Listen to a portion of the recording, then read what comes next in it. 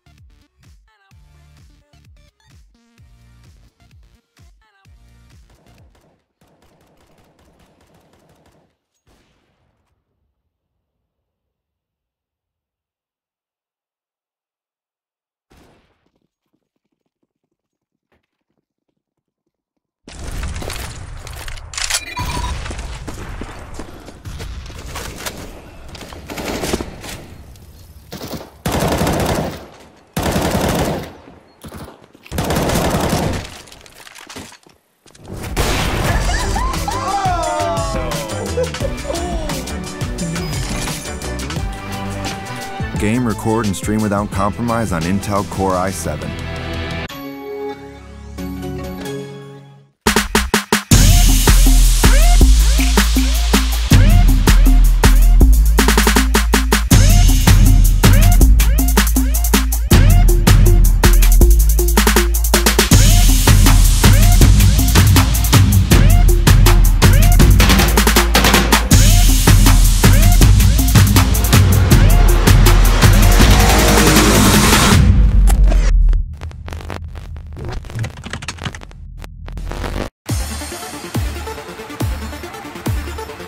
Today, we will crown a champion.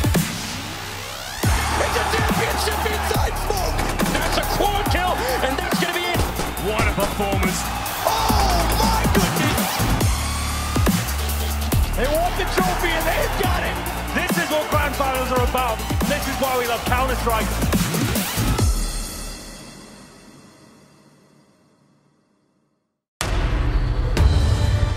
Be focused. Be uncompromising. Be the best and never hold out.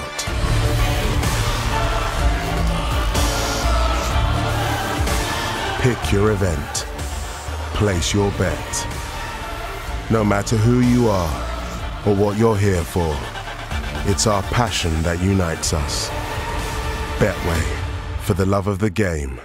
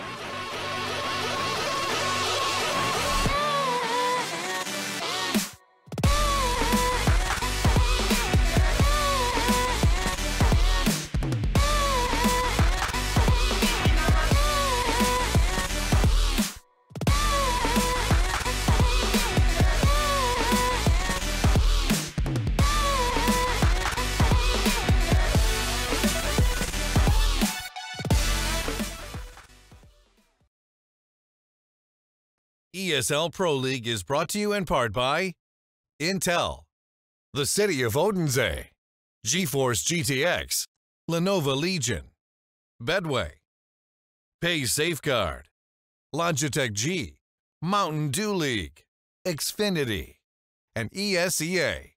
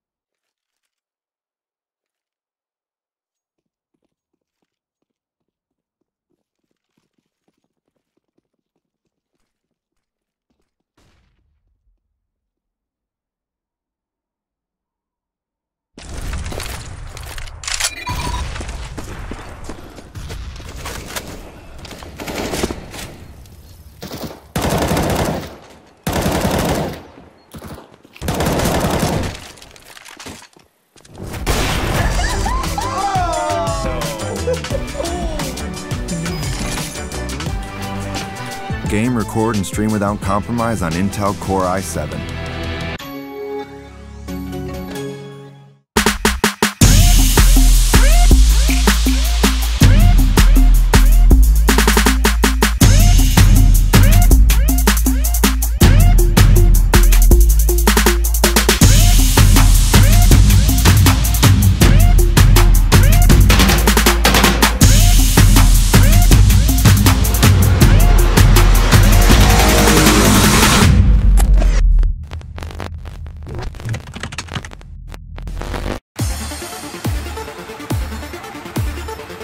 Today, we will crown a champion.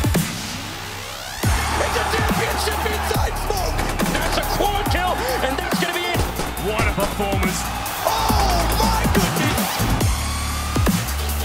They want the trophy, and they've got it. This is what grand finals are about. This is why we love Counter-Strike.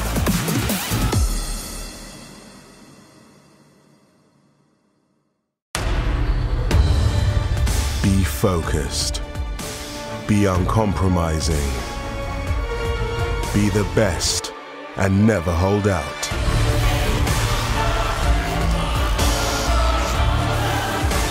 Pick your event. Place your bet. No matter who you are or what you're here for, it's our passion that unites us. Betway, for the love of the game.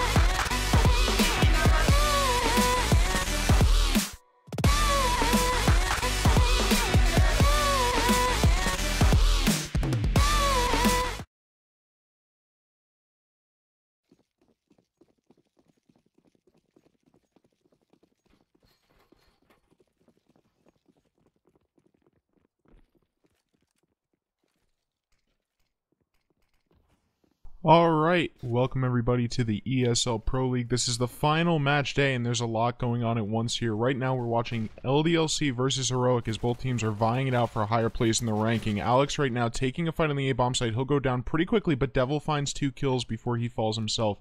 That's going to shore up the team's defenses for sure. Snappy now wants to make sure his team doesn't get flanked as Heroic pretty much locks down the A-bomb site, but the last 2 counter-terrorists, they come in through heaven, and they actually manage to find a great deal of success, leaving just Snappy alive. But of course, he finds 1, then 2 headshots, sealing out the pistol round for his team. Very impressive clutch play by Snappy in the 1v2. Kept it calm, took 2 1 versus 1s, and won the round for Heroic.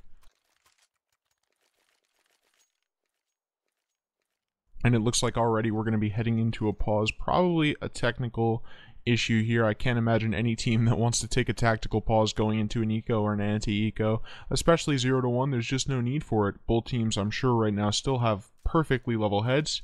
Let's take a look at Heroic's buy. They have 1 rifle on Snappy, 1 SMG, and of course the other 3 players, they're still deciding what they want to go with here. I do like, though, already Snappy and Modi proving that they want to have a little bit of diversity in their weapons range. They have the rifle and the SMG, which means they can play both close angles and far angles to a great deal of success. Additionally, Modi, he can get right up in the enemy's face with that MAC-10, do a lot of damage, and then Snappy or another rifler can just finish them off with the AK from as far away as they please. That's definitely my favorite kind of composition for an anti-eco, for sure.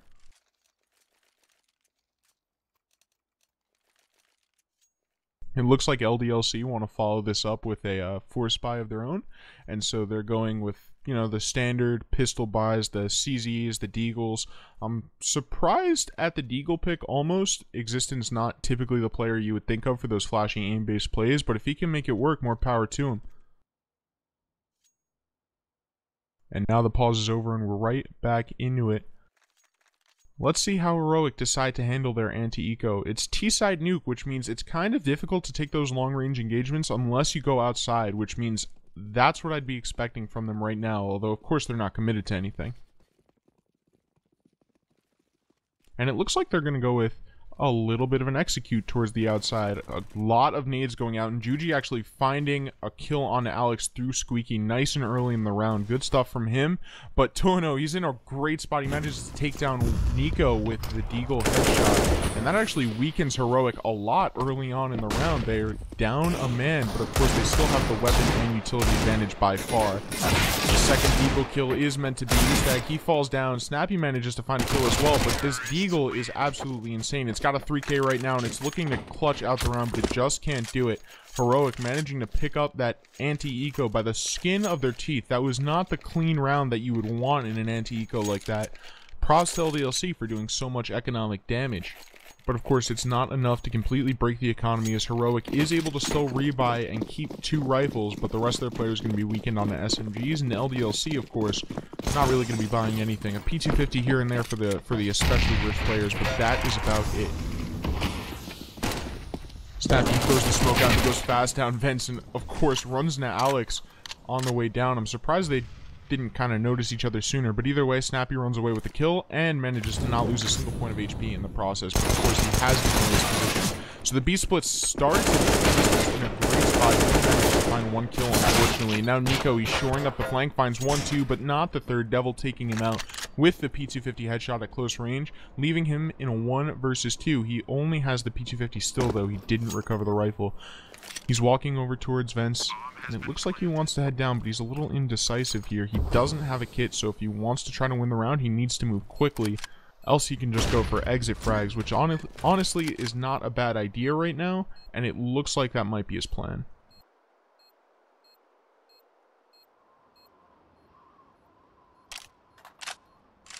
Snappy just hanging out in that vent area, and Eastag watching his back.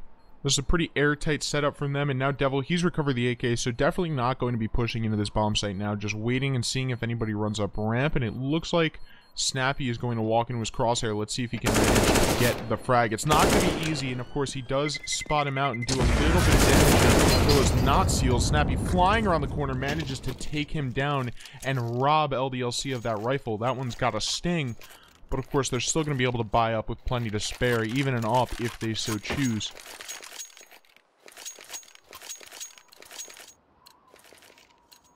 No surprises there. LDLC are choosing to go with the AWP. Now, the AWP on CT side nuke is a very, very powerful weapon. You can use it to lock down ramp, and you can use it to shore up your defense on the outside. Definitely not something you'd go without if you have the economy to make it work.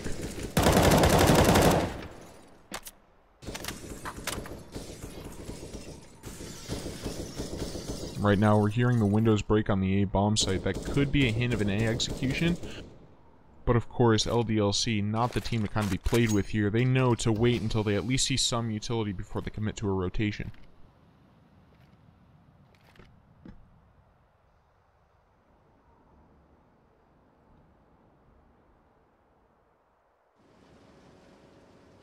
And finally, the nades are lining up. Juji, he's got the smoke out, along with a couple of his teammates throwing frags in as well, and we hear the smokes popping off. Maybe he's decided to just throw the flash off the B, ward off any residual push, but it's definitely not meant to be at this point. The A setup is strong. It looks like they might want to take vents, though, but it's not meant to be. Nico, who falls down nice and early to Alex, who's worked himself so far up in the vents that they run into each other, and that's going to be a devastating blow to Heroic really early on in this round, relatively speaking. And now Maniac will find one on the Modi as well. Things are not looking good for Heroic. They can't really find any map control or any frags here, as LDLC are almost an unbreakable wall, and Eastag falling down just to prove my point.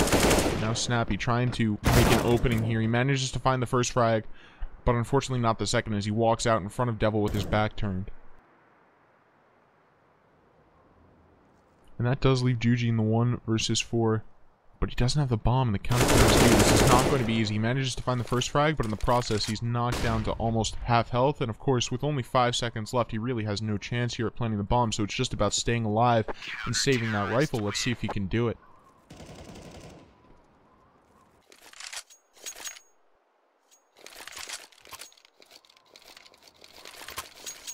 And LDLC with the AWP recovered, forcing Heroic kind of on the economic ropes here. They've got one good buy left in them, but after that, they're going to be broken. Let's see if they can manage to keep their economy intact, and let's see what strategy they decide to go with here to try to back that up.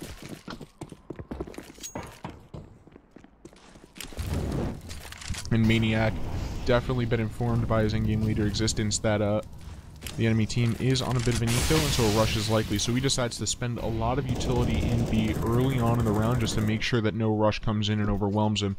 Good decision, even though it might not necessarily have been correct, but in this case we can see it clearly was. All of Heroic's players just lined up directly outside of that smoke, just waiting for their opening, but the two counter-terrorist ramp players are just kind of strategically exchanging smokes and Molotovs, almost like you would on Inferno's B site, just warding off that rush for as long as they can.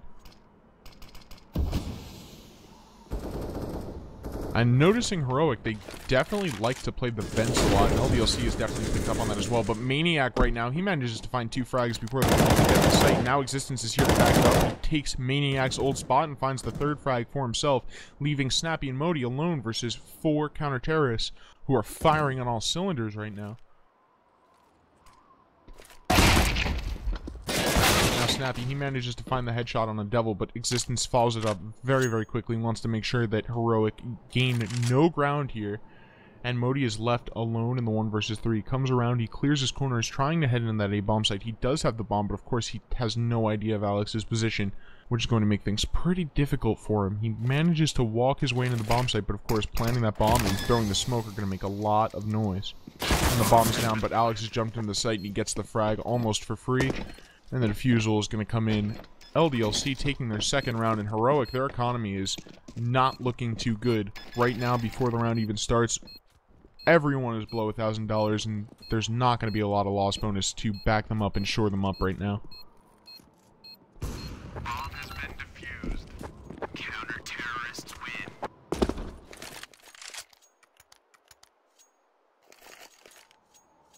And with that quick defuse, Heroic are left on the ropes, and it looks like they're going to go with not quite a force buy, but the kind of buy down to 2k, make sure we're still available for next round, but try to give ourselves a bit of a fighting chance. I'm not too huge of a fan of that. It kind of compromises some utility, but on the other hand, let's see how they play this force buy. Maybe it's just what the doctor ordered in terms of shaking up their playstyle.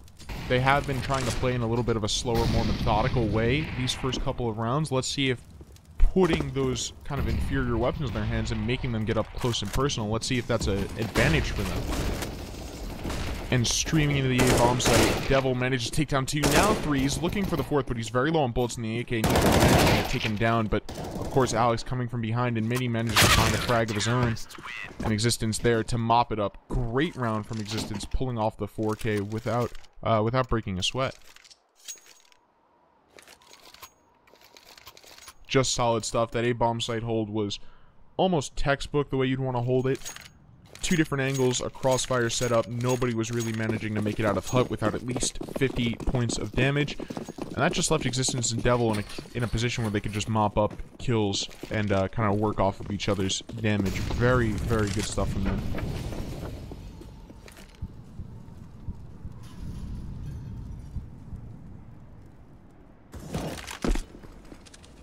LDLC sending their opera to try to work a close pick, and he manages to find it. Nico falling down early in the round, and that's gotta be frustrating. Definitely not expecting him to come around the corner, and that's going to weaken the B-side split significantly. Existence manages to find one, but Modi, he's used to that position, and he manages to trade him immediately afterwards, and then he immediately finds the heavy. A little bit unorthodox, a little bit different, but Devil's ready for it. He finds Modi before Snappy can trade him out, and this leaves a 3-on-2. Heroic kind of reeling here. They're a little bit short on manpower. Let's see if they can make up for it with firepower.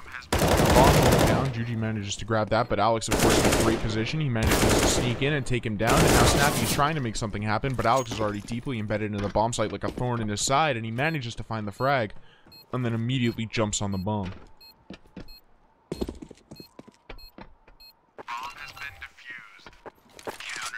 Ever since they managed to put weapons in their hands, LDLC have really been on a tear here, not losing a single round after they kind of got over that economic slump losing the pistol put them in.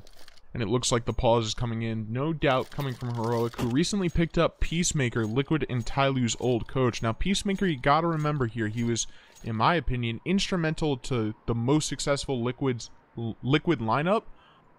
Their success was in large part due to him, and of course, Simple's impact could not be overstated as well.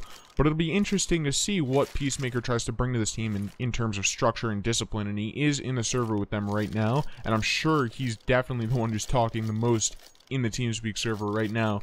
Whatever system he wants to institute in Heroic, it's definitely not going to be something they're used to yet. He's been on the team for less than a week. So it'll be difficult to kind of institute those changes last minute. Let's see if he can pull it off in this pause and allow Heroic to take more rounds, to get a gun round on the board, and force LDLC onto the back foot for once.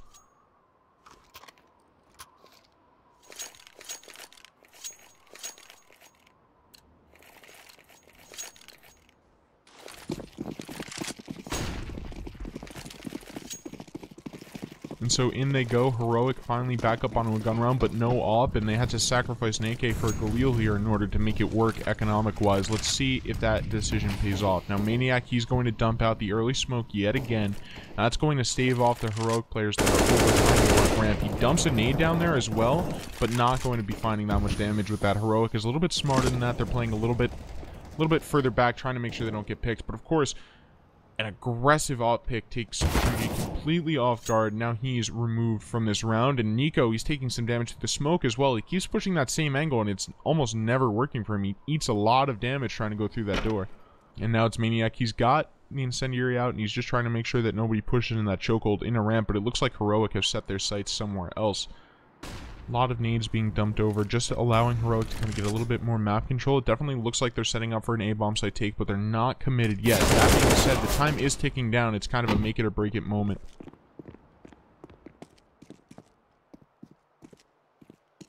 And with two of their players falling down, and make that almost a third, Nico managing to find the headshot on an LDLC. Things a little bit more even now, but still not quite comfortable for Heroic, especially with Nico as lit as he is, and with the wheel in Stag's hands. But Modi, he comes around the corner and he makes a huge opening over at the ramp. And LDLC finally at a disadvantage now, but Existence coming around and managing to find the pixel-perfect headshot on a Nico, who was completely unready for it. Now the bomb is going down. Existence kicks open the doors, tries to find who's planting, but of course, smarter than that, the bomb's gone down on the other side of the doors. Devil is flanking from behind. This is that lurk play he's so well known for. He manages to take out Modi, and that leaves Estag in a 1 versus 2. He does have the bomb down, however, but you gotta remember holding Galil. Let's see what he can do. Existence so late, he manages to take him down without a problem, but now it's Devil with full HP, and Devil is a clutch player. That was his role way back when, before he joined Envious, and of course Estag, he just peeks in just the wrong way, and that allows Devil the easy, almost cavalier kill. And then he hops on the bomb, defusing it. And that was the closest LDLC have come to losing in a long time, but they still managed to pull it out in the end. In no small part due to Devil and Existence's amazing clutch play towards the end of that round.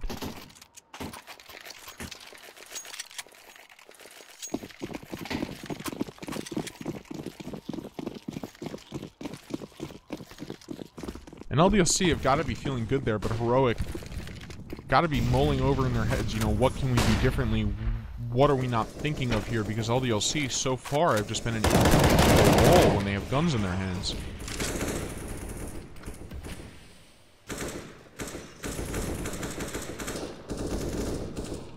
Heroic still falling back again into this very slow, disciplined, kind of reminiscent of like Navi back in almost like MLG Columbus era, when they would just play excruciatingly slow and just try to slowly seed into different parts of the map and get information before they really commit to anything. And Heroic, they're doing the same thing, except they're just not quite getting the same amount of information. They're just as slow, and they're paying for it. They're paying for it round after round. However, this time, Nico manages to catch Existence kind of out of sorts.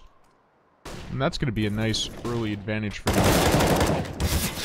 Maniac, he comes outside, he manages to find one frag, but unfortunately can't get the follow-up. He's taken down, and Juji will fall as well. 2 versus 3, Heroic on the ropes, but certainly not out here. Snappy working his way towards A, trying to get information, trying to get the kill, but of course sprays at the wall and not able to hit anything. He falls off.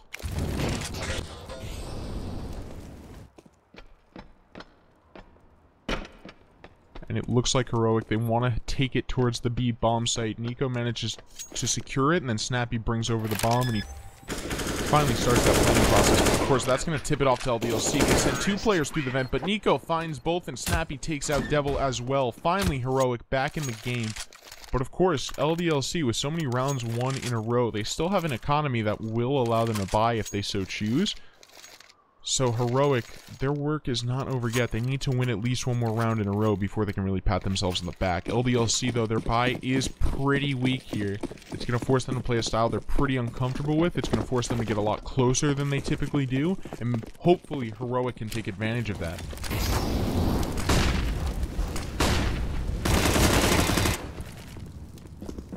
Unfortunately for Heroic, LDLC take even bigger advantage of that. They send Resistance down, and he gets the early aggressive pick. Maniac tries to do the same, but he's taken down. But Heroic is just getting picked off one by one. Eastag does manage to find a kill and kind of equalize it, and he grabs the AK as well. And if you look at the health points on LDLC, this is almost an even 2-on-2. Eastag waiting for his teammate to come to him with the bomb, and then they can start to execute onto a site. It seems to always come down to these really late game, late in the round that is, 1 versus 1s, 2 versus 1s, 3v2s, that type of thing. It's always clutch rounds. It's almost never quickly said and done with these two teams. And now Heroic, they're trying to take the A bomb site, but Alex, he's not going to let it go without a fight. He manages to find the first frag, and then Existence with the mop up even after his teammate dies in the fire. Good play from him.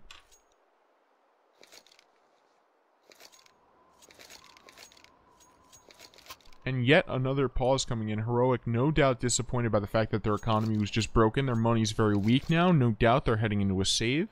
But of course, you have to remember on Nuke, this is a round that's considered to be fairly CT-sided. Of course, not as much as in the older incarnation of the map, but still definitely so. And the fact that Heroic is putting up 4 rounds to LDLC 6, although it seems bad, it's not. It's really not, especially if they have a good CT side up their sleeve ready to go.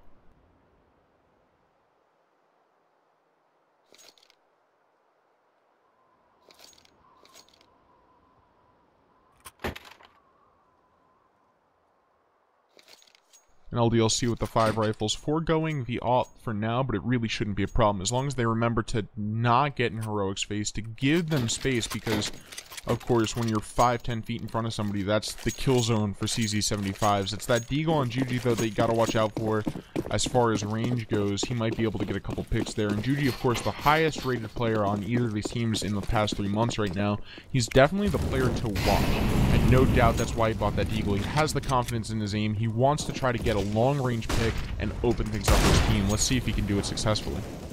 So far, the only thing he's managed to do is shoot Nico in the back of the head.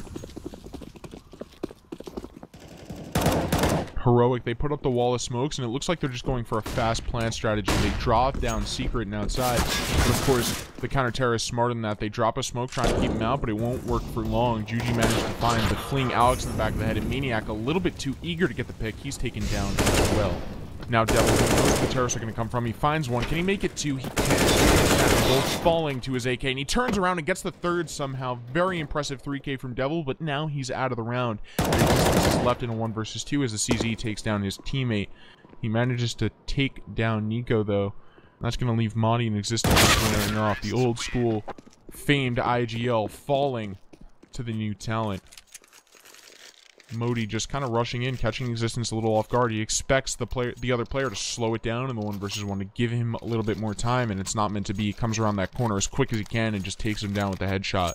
And Heroic pulling up to their 5th round, and now they're really trading blows with LDLC, not really letting either team pull a streak off here. And LDLC forced on the economic back foot, not really able to buy up. Devil does have the M4 in his hands, but that's about it as far as firepower goes. Alex pushes up and he manages to find the 5-7 frag nice and early on with the round, but unfortunately for him cannot recover the gun. Existence trying to get a little bit of damage down through those smokes, but just as unlucky as his teammate. No damage really done, especially with the P250 at that range. He wasn't really going to be hoping for much anyway. Now Devil, he's in the B bomb site, and that looks like where he needs to be because the push is coming there. Nico manages to take down Alex, but he's traded out.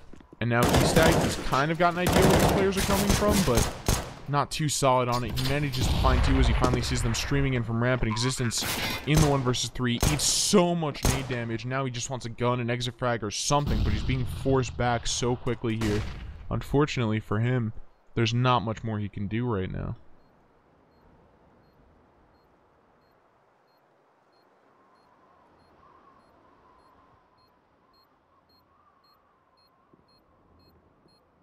And the bomb ticking down, Existence, of course, knows that he has better things to do than throw his life away, and so he's creeping back towards Mini, probably trying to find a drop gun from earlier in the round.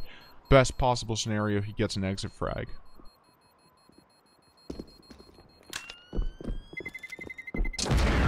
Now he hears terrorist players near him, but none wandering into his crosshair just yet. He's going to try to edge himself around that corner, but in the end, nothing is found. So he is left with the body armor and 1 smoke grenade, but it's not really enough to make a difference heading into this round tied 6-6, and LDLC probably just going to have to let this one go as they think about ways they can switch up their CT side and just do a little bit better.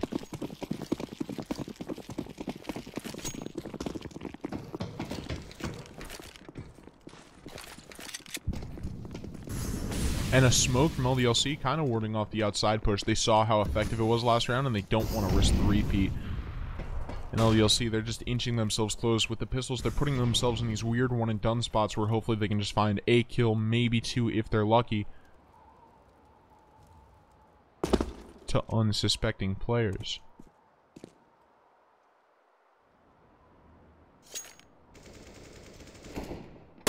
Modi manages to open up the round, but taken down by the USP headshot. Snappy then finds another kill on Alex. LDLC kind of being picked apart, but Maniac, he finds 2. Can he make it 3 kills with the USB? He can, somehow, against fully armored opponents. Now he picks up the UMP. Estag left by himself, 1 versus 2, against fairly well-armored opponents. He needs to recover the bomb as well. Everything kind of stacked against him here as he inches his way into that A bomb site. LDLC, they're looking out for him. They finally spotted him out, and both players peeking at the same time. Estag does manage to find Devil, but he's not long for this world. Maniac taking him down with the UMP-45 and then grabbing the AK for his team.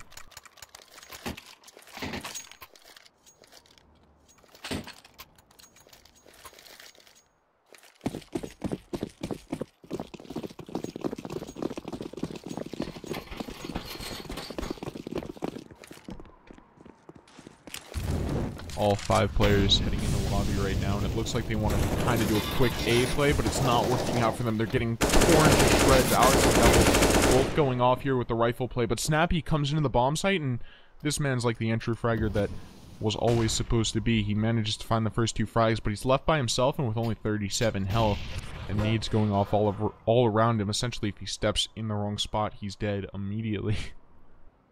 And he knows where the bomb is, but of course it's not in his inventory.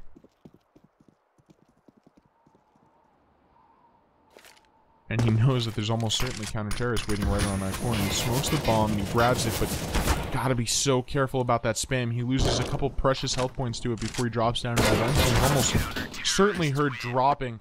And Alex, he knows exactly what Snappy was going to do. Heroic, they love playing that vent, and so Alex just sits there and waits, and as soon as he drops down, takes him out.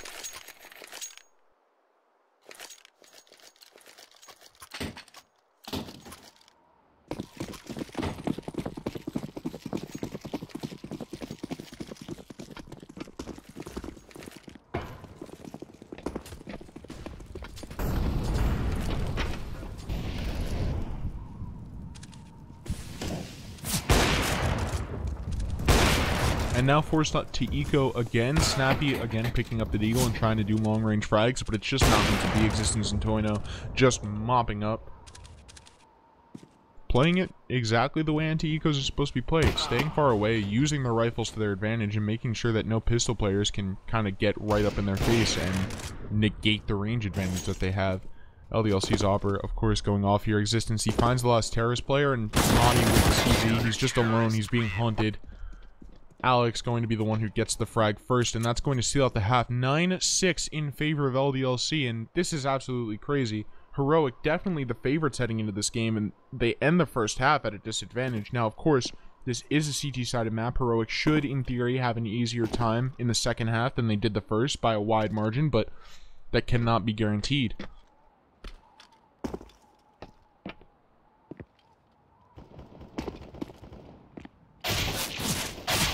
And as we wait for players to ready up, we're going to send it away. Just do a quick waiting screen. We'll be back in a moment. Don't go anywhere. ESL Pro League is brought to you in part by Intel, the City of Odense, GeForce GTX, Lenovo Legion, Bedway, Pay Safeguard, Logitech G, Mountain Dew League, Xfinity, and ESEA.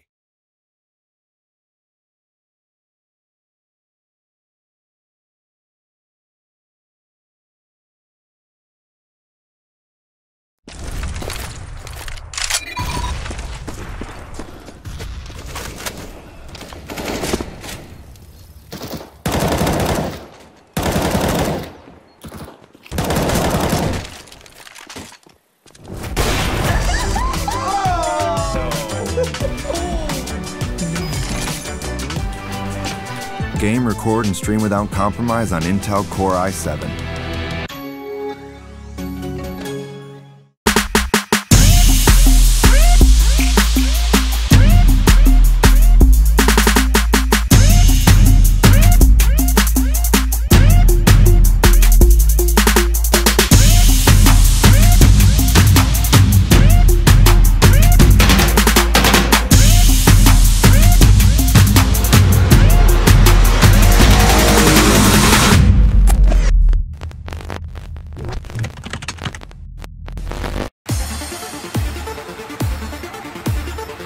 Today, we will crown a champion. It's a championship inside smoke. That's a quad kill, and that's going to be it. What a performance. Oh, my goodness. They want the trophy, and they've got it. This is what grand finals are about. This is why we love Counter-Strike.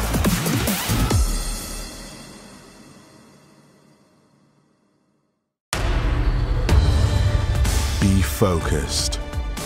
Be uncompromising. Be the best and never hold out.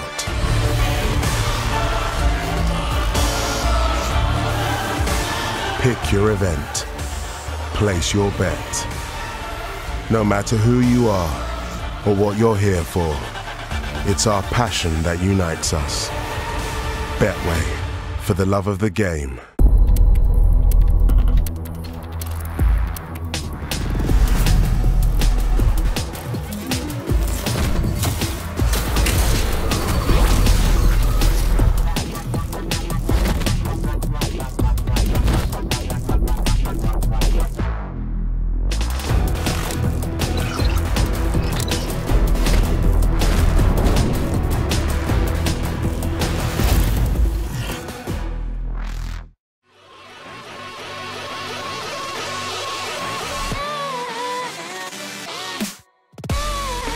ESL Pro League is brought to you in part by Intel, the City of Odense. Welcome back, ladies and gentlemen, as we head into the second pistol round of the first map of LDLC versus Heroic. LDLC, of course, with a considerable lead right now, but Heroic down but not out. One pistol round win would essentially equalize them as far as rounds go with LDLC. He knows this and he wants to make it work, so he finds the call ahead onto existence, and Alex coming out onto the A-bomb site and finding one of his own as well. Things popping off relatively quickly here before Snappy on almost a retake comes in and he finds one of his own. Alex now left in a 1 versus 3, finds the first Glock headshot kill, but the last two counter-terrorist players, they're not about to let themselves get played like that. They both peek together and of course take down Alex without too much trouble. And Heroic, with their pistol round, as long as they play the anti-ecos correctly, they should tie up with LDLC in this second half. And as we mentioned before, time after time in the first half, this is a CT-sided map. Heroic should have a considerable advantage here, as long as they play their cards right.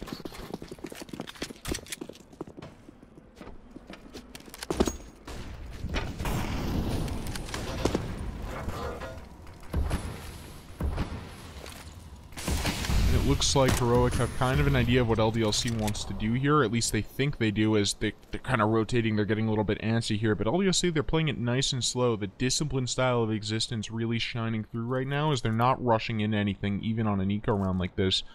They know they have utility, and so they know they can make a strat work. Let's see how they choose to pull it off. The flashes and smoke's going to be coming in as this execute begins.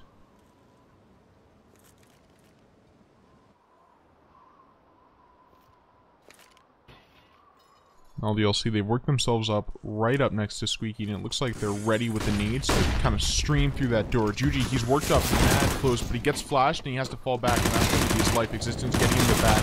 But Nico in an excellent position, he manages to find one, but then Maniac takes him down and grabs the weapon as well. This is a good start for LDLC, especially for an anti-Nico. Snappy comes in, he wants to take along with his teammate, leaving Tono in a 1 versus 2, and it's just not enough. He's so late, he can't make anything happen. Heroic running away with the round, but not before LDLC get the plant down, so it could be a lot worse for them. The defuse finally coming in. LDLC, I'm sure, patting themselves on the back for what little ground they did manage to gain in form of the bomb plant, bolstering their own economy in just a small little way.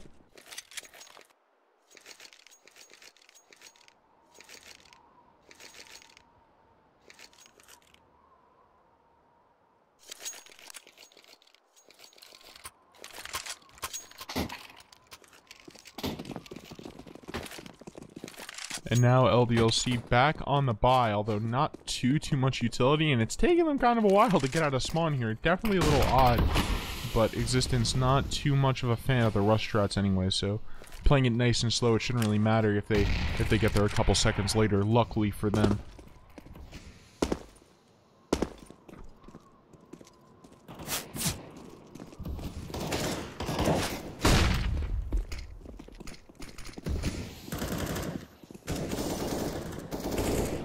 Maniac managing to find the first kill on the Juji and opening up the round here as his team moves through outside, takes Garage, and is now wrapping around. They actually have kind of constricted the CTs onto the 2 bomb sites. Madi taking a lot of damage, and he falls off. Instead of dying, he decides to fall back and cede the kill.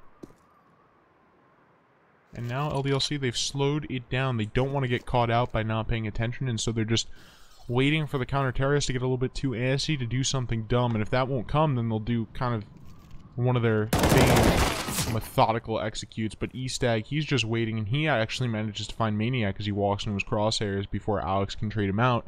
And that does give the man advantage to LDLC, although ever so slightly. Let's see how they can use it. They also have a little bit more utility, and Existence manages to find one, make it 2 kills on outside stairs. Good stuff. Existence definitely firing off in a way that we're not used to from him. We kind of associate him with that low fragging mastermind IGL, and that's not at all what he's doing this game. He's stepped up in a big way. I'm quite proud of him for it. He's making this map for his team. I'm not going to say that he is the only thing that's making his team, that's keeping his team in the round advantage, but certainly without him playing like this, his team would not be able to find this same level of success.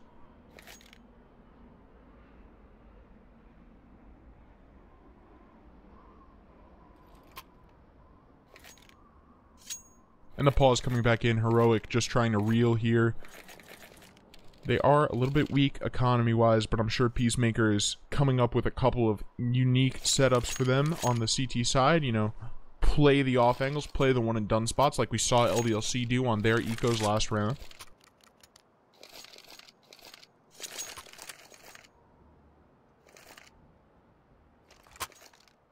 And with the pause ending, LDLC, they're choosing to buy up, but they know they're going up against an anti-eco, so they're not too concerned with an AK in every hand. A couple of UMPs going to be rounding out their team's arsenal.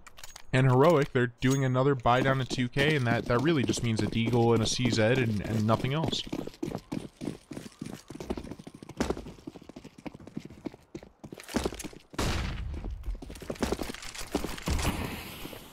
LDLC, they quickly take outside control, as they've done quite a few times this half. It seems to be working pretty well for them.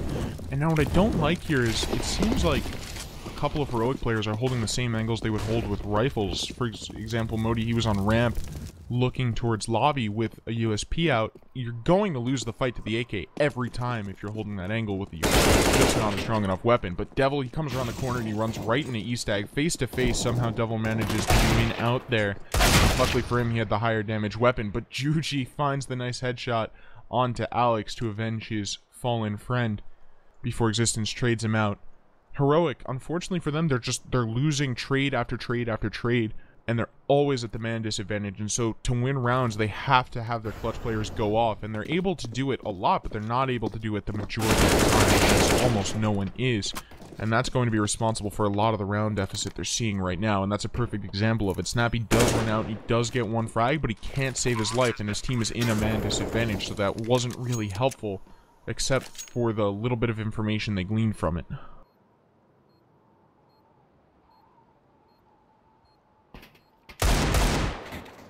And Nico, he does manage to find a kill onto Existence, who's trying to hunt around, make sure no counter-terrorists get away with their guns, but it's not enough. The round's still going to be safely in LDLC's hands right now as they secure the bomb site without too much trouble, and now they're leaving, and luckily for them, the opposite direction of the counter-terrorists. And the final piece of action, Maniac spraying down Modi, robbing Heroic of just one more firearm, and then dumping the nade because he has an idea that a counter-terrorist player is down there somewhere, but it doesn't really do enough damage. Nico, luckily for him, maintaining the rifle, and now we're about to pop into yet another full gun round. Definitely the best ones to watch.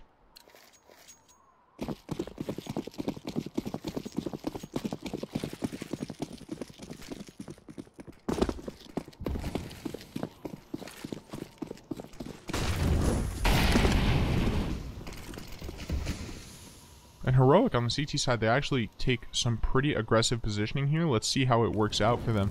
Especially Eastag. He's actually right up very, very close outside. A couple of terrorists, I'm pretty sure, have walked past him and he hasn't noticed it, oddly enough. And he's just watching for people to wrap around on his side, and it looks like both players are just going to kind of pass themselves in the night. Eastag, he's actually let like 3 or 4 terrorists just pass him by and walk down into the bombs. Now he's looking around. What's happened as all the action is going off completely somewhere else. Devil, though, on the lurk, manages to take him down. Again, it's that famed lurk play. Everybody flamed him for not doing as well when he first joined Envious, but it was because he wasn't playing that role that he was so used to, that was occupied, of course, on the game by Happy. And LDLC with, I won't even call it flawless play, just getting lucky, not running any Eastag at all. They managed to take the B bomb site almost completely uncontested and get the bomb down. Modi, though, he actually is doing quite a bit of damage here. He could try to clutch out the 1 versus 4, but I think he knows that that's very unlikely, and so he's just falling off.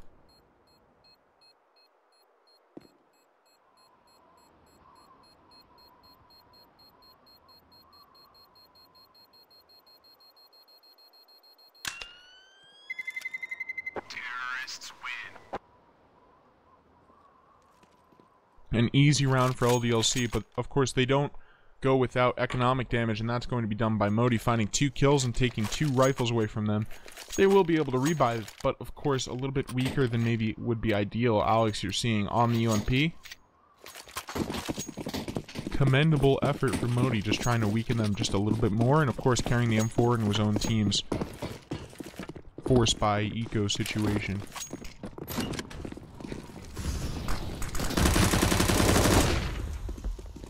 Snappy, he tries to push himself up, but of course Alex, he managed to take him down before he can do any real damage. Maniac down to about half health, but that is it. And LDLC already so early on in the round, finding full control of the A bomb site, dumping enough smoke to really keep the terrorists, or the counter-terrorists away, and then the bomb going down. And this is one of the annoying parts about the retake on Nuke's A site. If there's still a lot of counter-terrorists alive, there's just so many different angles, and you have to watch different elevations that it can really be rough if you don't have control of some area outside of the bomb site. But LDLC making it work as Alex and Maniac both find kills, and Juji Modi left in a 2 versus 5. They definitely are going to be saving Modi's firearm, and Juji probably going to go for some exits as well.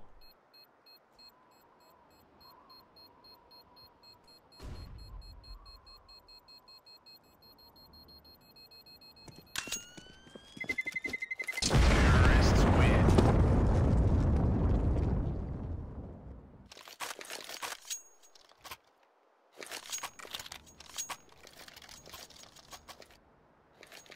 And the pause coming out. Heroic trying to figure out what they can do here. They're on their first gun round in a little bit of a long time.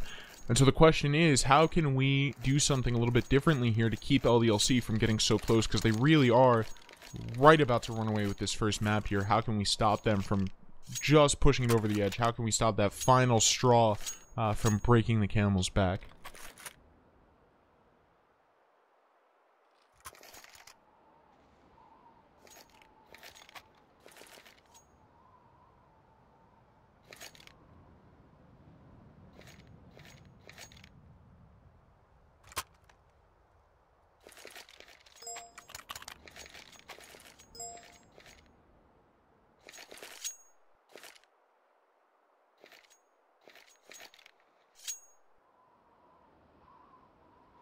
And with the full guns on both sides, it really highlights the UMP in Maniac's hands. I wonder how he's going to use that in a way that doesn't make him lose ground compared to the full rifle stack that Heroic has. He's definitely going to be have to be very careful about the angles he takes and the engagements that he takes. He's going to probably be the rush scout player, kind of move into a bomb site very, very quickly, jump around, try not to get hit, and either get information or allow someone to come in behind him and mop up and get frags. Just while he's the big target that's difficult to hit, and not doing any damage. LDLC doing a perfect two-pronged attack onto the A bomb site that the counter-terrorists just aren't ready for. They put all their attention on the hut, and then the push comes from outside and just decimates them. Snappy and Nico both falling over in the process.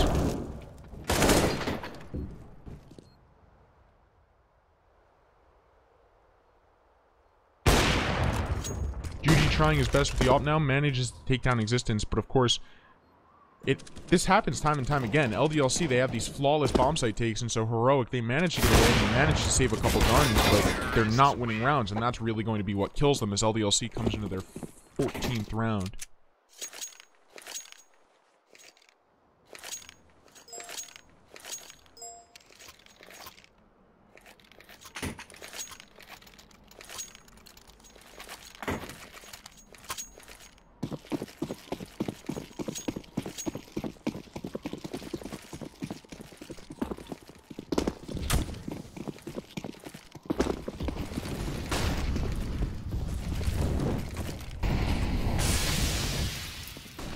A lot of nades being used to take and hold outside, but it looks like in that exchange LDLC going to be winning out. They used pretty much just one smoke, and by doing so they bait out a big reaction from Heroic. They start spamming it and they start throwing nades of their own through. Definitely kind of trading. It was a good trade. They traded one smoke and they got a lot of utility back. They got a lot of attention back as 2 or 3 different players turned and started spamming it.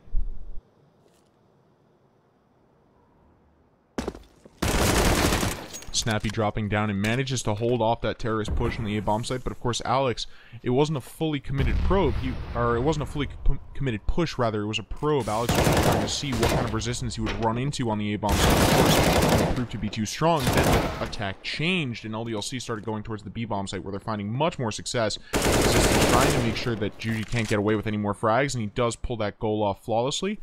But LDLC are actually at their first time with a man disadvantage in quite some time, and Eastag actually managing to find Devil as well, who is one of the clutch players, and that leaves Existence. Now, the man is a genius. If you ask anyone who, like, the top 5 IGLs of all time in Counter-Strike Go are, Existence's name is surely going to be on it.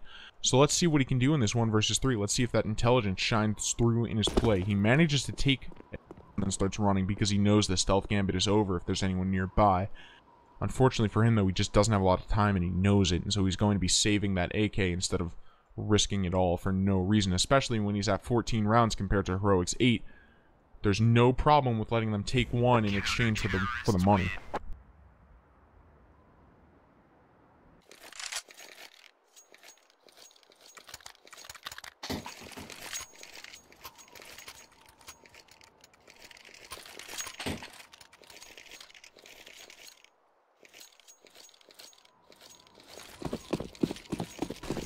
And LDLC, of course, not having a money problem at all, managed to rebuy right into this despite the loss last round. And they're going to be investing a lot of utility towards outside, like we're used to seeing from them, and the smoke going to come out is going to allow Existence to just work his way up, and that's like a real wall there, and he spams through it just trying to get a little points of lucky damage. Unfortunately, it doesn't happen, but he does manage to go through outside, and now he's hiding, worked up in a secret. And regardless of where LDLC decide to commit their push to now, if they go B, Existence can of course swing around through secret or through doors there, and if they go A, he can go right up through the vents. Juji and Eastag, though, they both find a player apiece, and that's going to weaken LDLC's push considerably. It looks like Heroic is really finding their footing after this game is coming towards the end. Juji, especially with that AWP, after he finds the 3rd player, that's really when things start to get shaky. When you're up against a full 5 stack with less than 3 people, that's when things start to get a little hairy. That's when you start considering having a full team save. And now Maniac, he's left by himself. He does have the bomb, but this is a 1v5, and he's laughably underprepared. He's working his way towards the B bomb site, but of course everything is covered essentially from 6 different angles. It's going to be very difficult for him to get much purchase here, but it looks like he's trying it anyway. Of course, the money on LDLC is so great, they're probably not worried about his 1 AK, so let's see how he chooses to play this situation. He's going around, he clears, he manages to find the first frag of the round from his team on a Modi, and he fakes the plant, and then he charges through the doors, trying to catch a rotating counter-terrorist off guard, but it's not meant to be just yet. Only 10 seconds left, though. Maniac, he really has to move, and unfortunately not clearing the right angles. Nico takes him down. And Heroic, finding a couple rounds in a row here, they're really starting to get something going.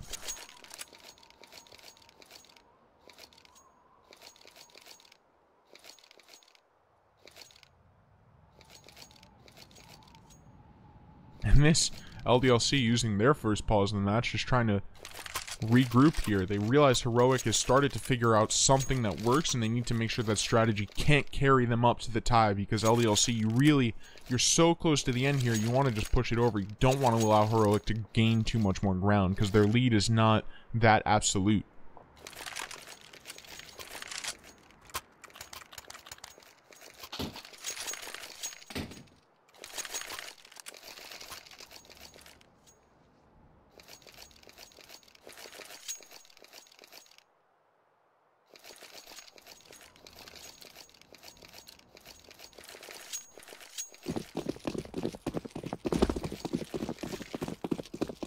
Let's see what LDLC were able to come up with during that pause. They, of course, dumped the smokes and nades that we're used to outside, allowing their team to kind of work up and take that area. And it looks like they're dedicating a little bit more manpower than we might be used to there. In particular, they've got 3 terrorists working outside in one fashion or the other. Now, Juji is posted up. He's watching that angle with the off. He's getting as much of it as he can, of course, with the smokes blocking a considerable portion of his view. And Maniac, he's going to be just making sure the counter-terrorists don't push through B. And let's see how far Heroic get here. They're not pushing almost at all. They got pretty far worked up, pretty far pushed up at the beginning of the round, but now they're holding tight. They're not trying to take advantage of it. They're not trying to flank. They're just waiting for people to walk into their crosshairs. Juji going to be the first one to do so, finding the kill on Alex. LDLC working with a man down, and Modi finding one on a Maniac as well. This is where things start to look pretty bad for LDLC. What do they do? Now they're down the bomb as well.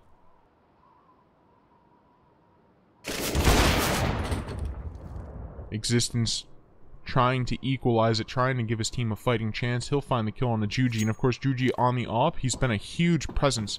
Using him for Heroic is going to make things considerably more difficult. Now Snappy, he sees the terrorist player drop down the ladder, tries to grab him, but just a couple seconds too late, losing out on his game of whack-a-mole by just a little bit. It's Snappy though, he's going to finally seal out the kill. Devil comes up the ladder and uses his head for it. Existence somehow manages to trade it despite being disadvantaged in every way. And now it looks like LDLC, they're working towards the A bomb site, but Eastack, he comes in through the vent, he leaves Existence by himself. And this is a situation that we've seen before, but Existence knows how the story ends, especially with the time team. He grabs it up and he falls back to CT smoke. Counter-terrorists win.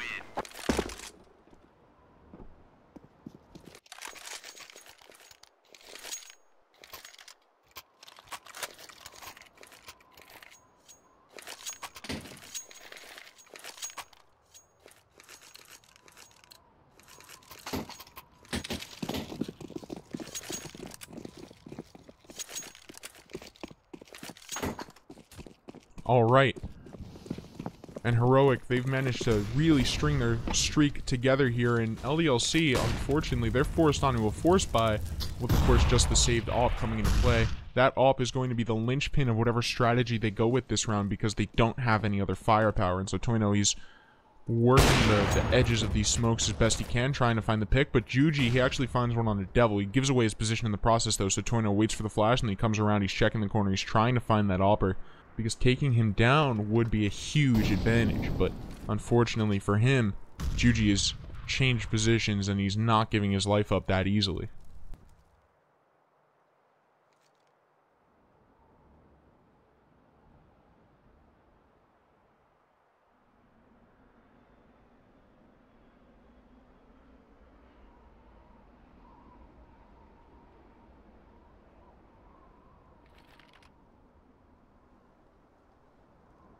And things have gotten very, very slow here as Toino leading the charge, as of course he would be with the off-out, but unfortunately he's tagged down. He almost gets the frag, but misses it by a pixel until Nico peeks out the other side of the marshal.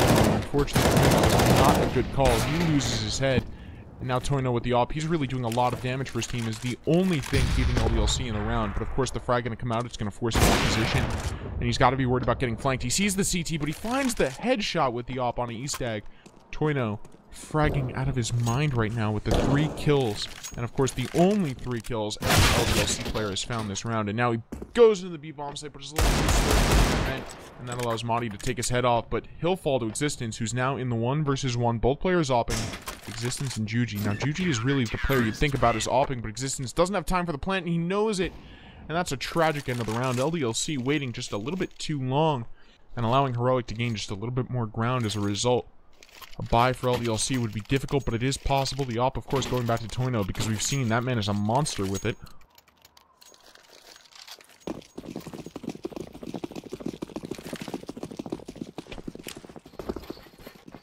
And LDLC, you got to be a little bit nervous if you're in their shoes, because they're losing round after round after round. They just can't make anything work right now.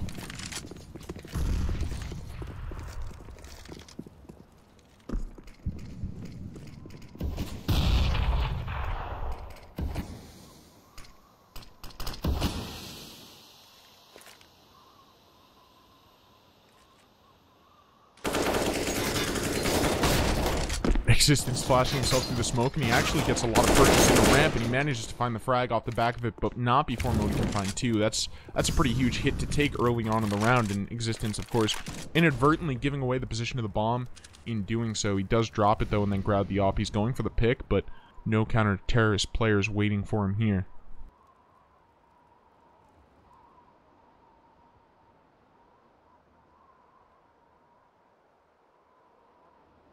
Now working his way around, Existence going as slow as he can, trying to make sure he doesn't get picked off here. Slowly working his way into the B-bomb site while his teammates are just spread out throughout the map.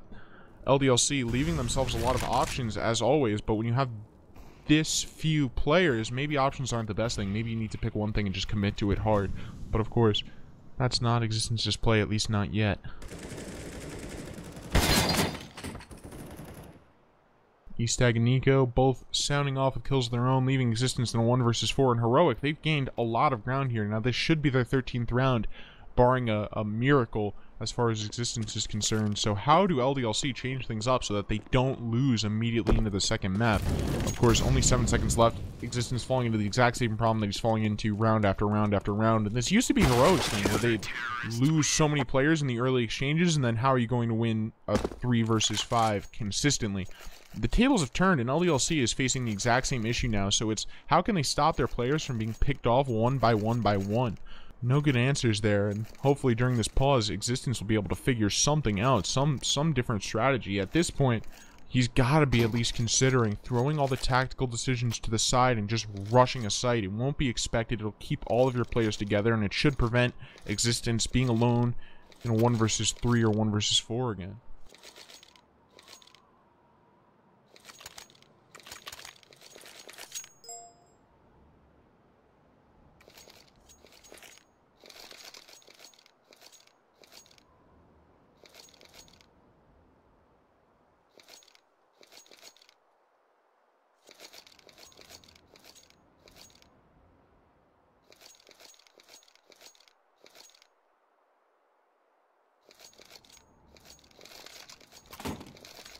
Alright, and as we come back into the match, LDLC,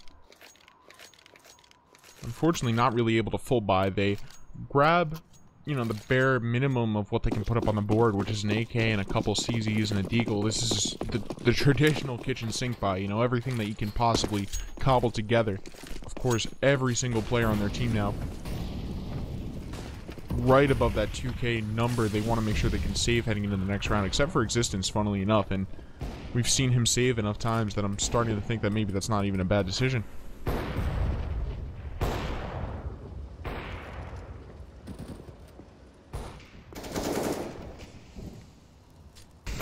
So now the frags and the nades just waiting to go out. LDLC, of course, have a brilliant execute in mind. Let's see how well it plays out on paper.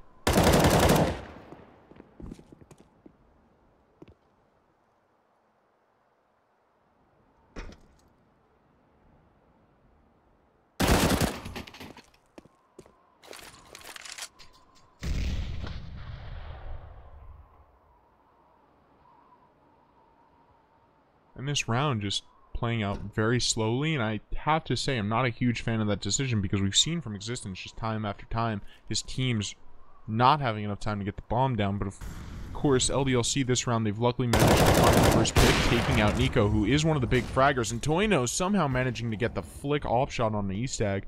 So LDLC are actually in a good position to win their first round in a while here. But they've got to be time conscious in a way that they just haven't been so far. Juji, he pushes up, finds 2 with the CZ. That equalizes things a little bit, but Devil and Existence sound off, each with a couple kills, and Toino with the op, taking down Snappy. LDLC finally at the point where they've at least secured overtime for themselves, even if they can't necessarily win. Now, both teams should be going into almost a full buy here. The money's going to be a little weak on the CT side because they're losing a lot of players every round, which means their economy isn't as strong as if you're winning with all 5 up. So let's see what they can do with this mixed buy here. They're fighting against losing the first map, so of course they're going to go all out. LDLC, they want to stop the bleeding. They want to finish this out as quickly as they can and take this first map for themselves, because if they don't, they lose a lot of standing here in the ESL Pro League.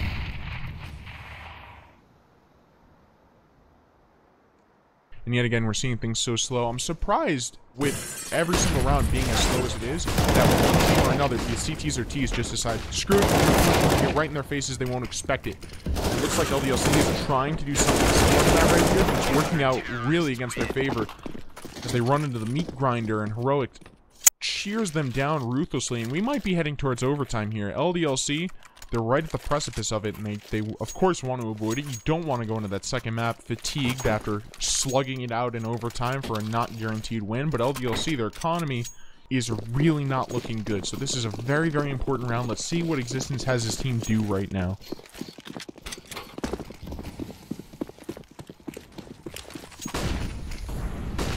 Heroic, they're going to be dumping out a lot of nades. They're looking to secure some outside control, but Alex sees the first counter-terrorist go through, and he takes him down with the CZ, and now that's a free gun for him. He picks it up, and with E-Stag down, Heroic are at a pretty big disadvantage here. It seems these teams, everyone gets the first frag. They're usually the ones that win the round, though. But Nico, he wants to prove me wrong. He finds 2 frags of his own, but Toino, who's been insane on that op, he comes around the corner and ends his killing spree right in its tracks. It's an even 3-on-3, just like in the old IRC days, as Snappy works his way from behind and takes down Alex, and now they know that there's a lot going on the A-bomb site, and so they're going to try to move in there. Snappy dumping out the frag, allowing Juji to push around that corner with the op, just take the quick peek. But they can't seal out the round here. LDLC, they're a man down, and they want to win this game. Let's see what they can do. Existence and Toino, they're both in the A bomb site, just kind of waiting for somebody to break the status quo. But of course, Heroic with the bomb, they're not going to do it. So LDLC, they need to recognize at some point they have to go. Now, luckily, they have picked up the bomb, and they should be able to get the plant. But beyond that, what do you do?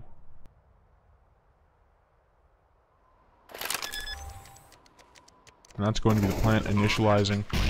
And Juji takes down Existence without too much trouble, and Toino falls as well, and we're going to overtime.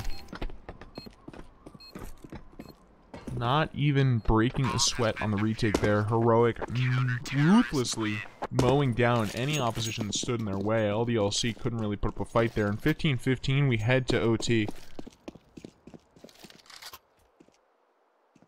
This is a real slugfest now. Neither team really managing to pull out more than 4 or 5 rounds in a row. Let's see if either can do any better as we head into the first half rather of overtime. Now, I'm sure both coaches rapid fire speaking to their players' ears now, trying to get ready. Peacemaker especially, he's been known to have a lot of words to say, have a lot to get off his chest. So let's see what he tells LDLC here, or excuse me, what he tells Heroic here, because I'm really interested to see how his strategies and how his innovations that we've seen in kind of previous lineups that he's been at the head of. Let's see what he can, what of that he can bring to the table for Heroic.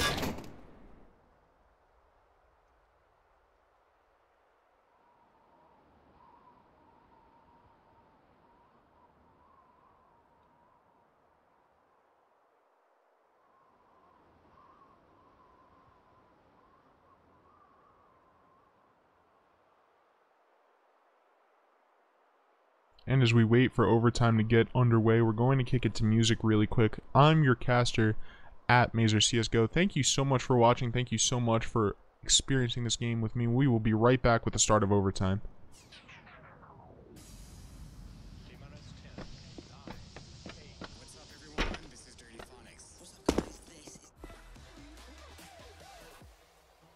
That was back-to-back dirty audio, and now next up in a...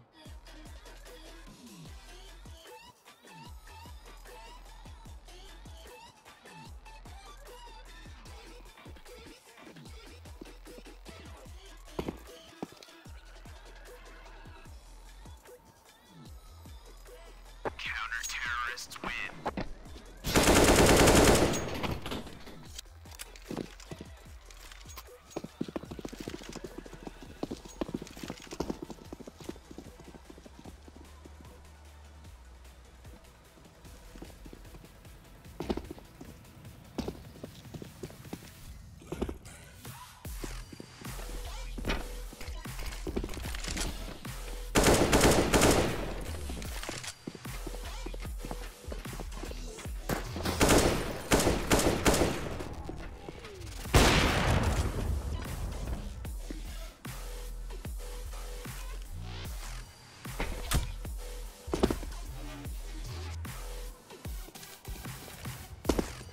Terrorists win. Monster Cat fam, this is Luke, and this is...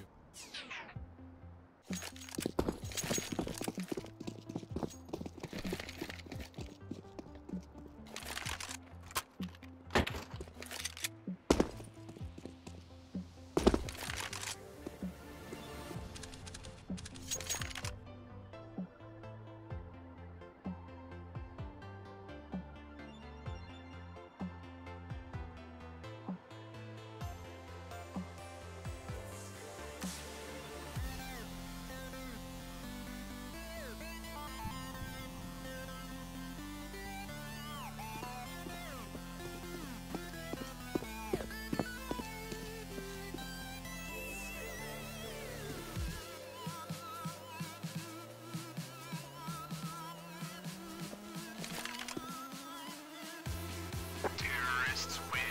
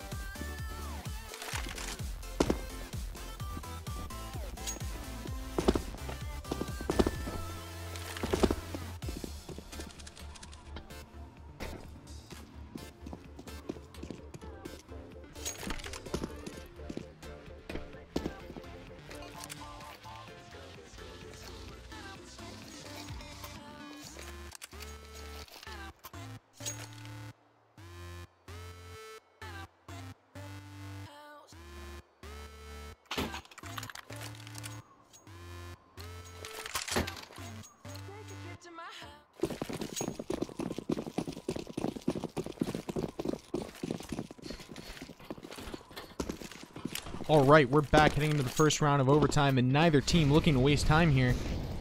Heroic, very aggressively taking outside control. They know LDLC loves to play outside pretty fast and loose, and they want to stop that in its tracks. Juji been firing on all cylinders with the op, so of course he's going to push up and try to get the pick. He's working the edge of the smoke, which is going to camouflage him a little bit, but still gives him full visibility, so great decision there.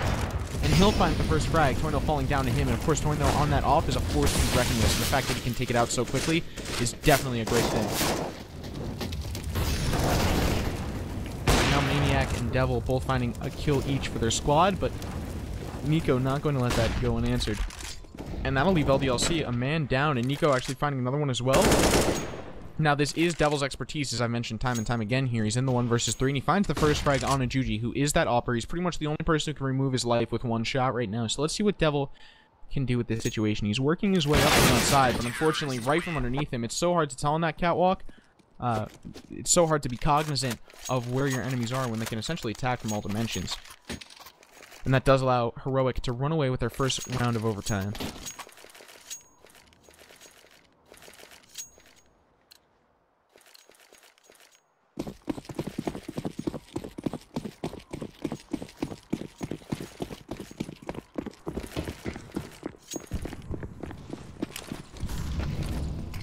And again, Heroic playing really quick, really aggressive nades. I like that kind of style right now, especially against a team like LDLC who loves a little bit of map control. It's good to just shut them off, to deny them any early advantage into the round. A team like that tends to crumble, and I think that's why we're seeing so many rounds go so long on the clock.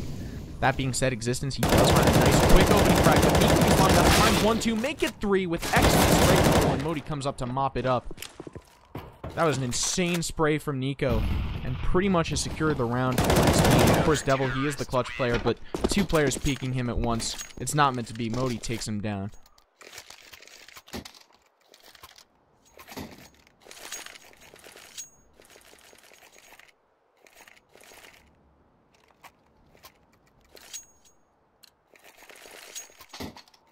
Things looking pretty good for Heroic. They steamroll through the first 2 rounds. Let's see if LDLC can recover here, because of course you don't want to let your opponent cinch up essentially a free half in overtime. Existence comes around this corner. He's kind of read out Heroic style, where they like to get up in their face and go outside now, and he manages to find 1, make it 2 frags as LDLC maintains the man advantage, playing their trades very, very intelligently. With plays like that, they definitely watch Rick and Morty.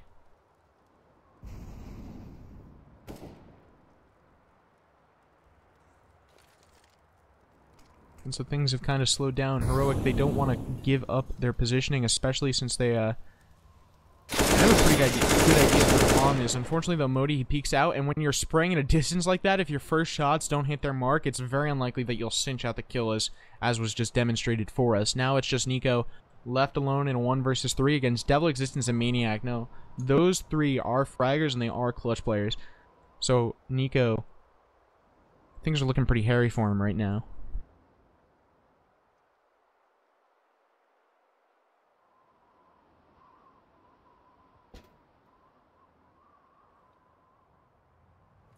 And he's just trying to essentially defend the A bomb site, and of course, if he hears the bomb plant, he can rotate to accommodate that. The flash coming in actually blinds Existence, who then jumps to his death, but it doesn't really matter as Maniac is able to get that final frag. So not exactly a free half for Heroic, but certainly not a great situation for LDLC to be in either. Heroic managing to pull away with the advantage here.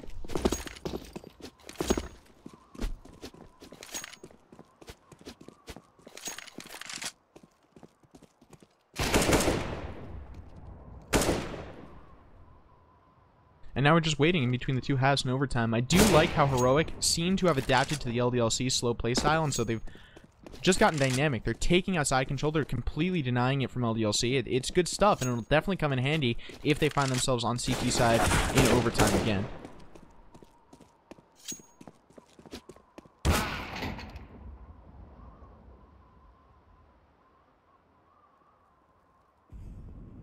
Shout out to all the bettors who are watching in chat, their eyes glued to the screen, because damn, this is a slugfest. It's very unclear who's going to pull this away, and the initial odds had Heroic winning this easily, and I can't blame those odds. I mean, this is the team that went 2-1 over SK recently at E-League, but they're not demonstrating that level of skill right now. Or LDLC is just demonstrating much more skill than we expected from them and punching a little bit above their weight class.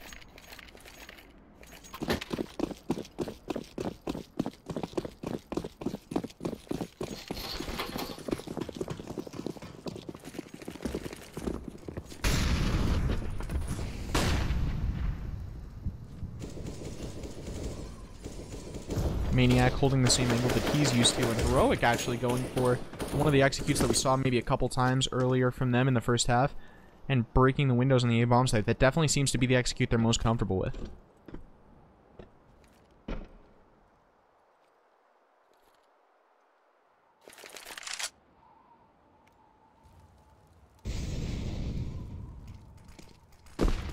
Heroic seemingly playing almost slower than LDLC, but finally the nade's coming out, and it looks like they want to gain a little bit of purchase here. Now Maniac, he's trying to do his best to keep Heroic just away, completely away from the B-bomb site. Of course, utility can only last so long, and as soon as it starts to run out, Heroic is going to be able to abuse that, and without any utility, LDLC are going to have a tough time with a retake if that's what they need to end up doing. And Heroic, they're ready. Nico comes around the corner and somehow finds the clean headshot on Alex. Alex actually not getting a single frag out of the deal. So Maniac, he comes in and he tries to stop the players dropping from missing the bomb site, but he doesn't do a great job of it, not finding a single frag and being taken down. Antonio with the op makes his way up close and finds an easy kill. Ustag falling down. And 4 Heroic players up, but the bomb ticking down. They need to get in the site, they need to get that defused, and they need to do it quickly. LDLC, Devil, the last man alive in a 1 versus 4. He does have a kill, but it's probably not going to be enough. He peeks out, and that's going to be an easy one for Snappy. He manages to find his second kill of the round, complimenting Nico's 3K. And Heroic seemingly about to run away with the first map here.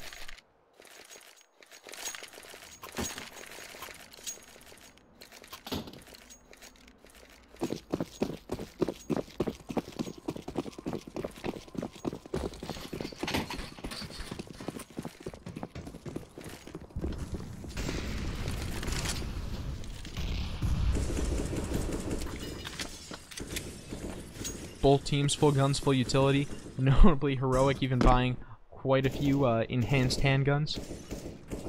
In Existence, he's worked up really far outside. I'm surprised he was allowed that much purchase here, especially because Heroic, although they're not actively trying to take outside, it's not like they're ignoring the area too, but Judy, he's waiting for that push, and he finds the first frag on Alex, punishing them for getting a little bit too aggressive here, and that's not, that type of aggression is not what I'm used to seeing from LDLC. They're definitely usually a little bit slower. I wonder what prompted the change in pace, and I'm certain they're regretting it now.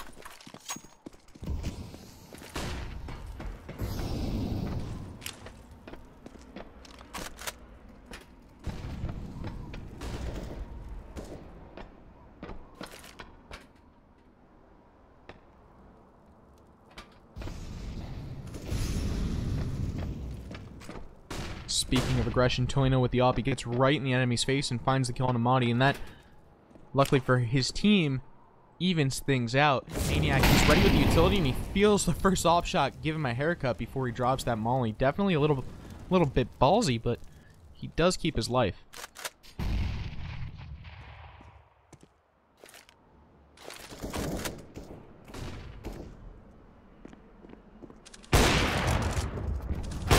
Comes around the corner, he finds one, make it 2 frags, and Heroic just being torn to pieces. LDLC, they're not one to let the overtime run away from them. They managed to bring it back to 17-18. Now Heroic, they want to seal this out. They don't want to let LDLC bring them to another overtime, but that's what LDLC was saying about them pretty much the entire time in regulation. So if it wasn't working for them, I see no reason why it should work for Heroic, at least not right now, but of course it's not like they're going to quit because of that.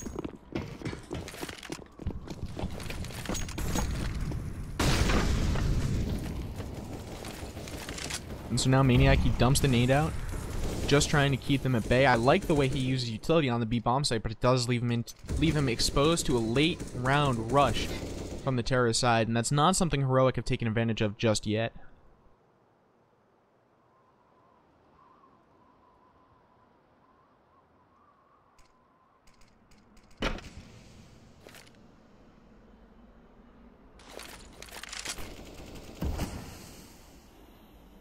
Modi finds the first kill of the round, weakening off Alex, and as I mentioned before, it does seem that in this game, whoever gets the first frag usually runs away with the round, and if that logic holds true, then Heroic should be running away with this game now. But of course, everything is not always what it seems. Heroic still need to be very, very careful here, because we've seen LDLC with some amazing clutches this game, especially from Existence and especially from Devil.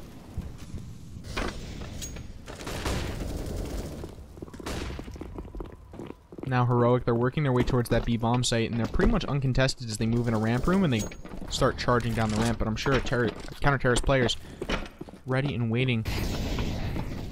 Now I'm sure they have an idea that vents is where they need to be right now, but it does get mollied off. LDLC, unfortunately, not really able to get in there right now. But Devil, he's going to be falling to Snappy. That's going to make things really, really difficult for them in the retake. Existence and Toyno, the last 2 players left, and they're trying their best, but in a 2 versus 4, what do you even do in a situation like this? Nico manages to take down Toyno with a headshot, but Existence, that leaves him all by himself. He is working with the bomb set. He does have a fuse stick. He's being shot from 3 places at once, and it's just not enough. The first map going the way of Heroic after 2 overtimes. Very impressive play from both teams, but of course Heroic were just a little bit more confident, especially later on in the game. It seemed like they lost their footing after they lost the anti-ecos after the first pistol, but as soon as they were back into it, they were back into it for good, and they managed to take it back and finally defeat LDLC. Excellent play from them. And now we head into the second round. I am your caster at Mazer CSGO. Thank you so much for watching this stream right now. I appreciate sharing this with you, and we will be back with the second map in just a minute. Do not go anywhere.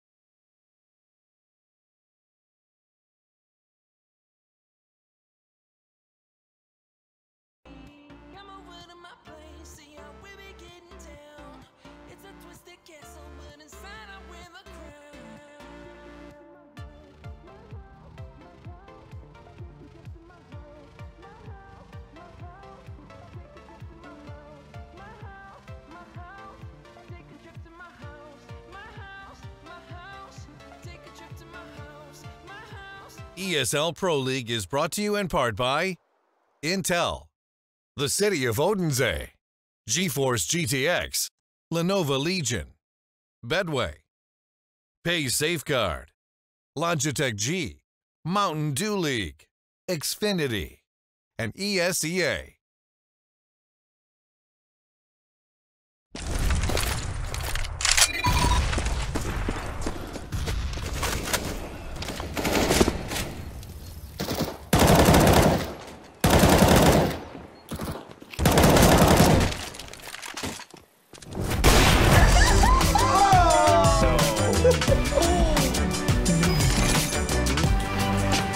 Game, record, and stream without compromise on Intel Core i7.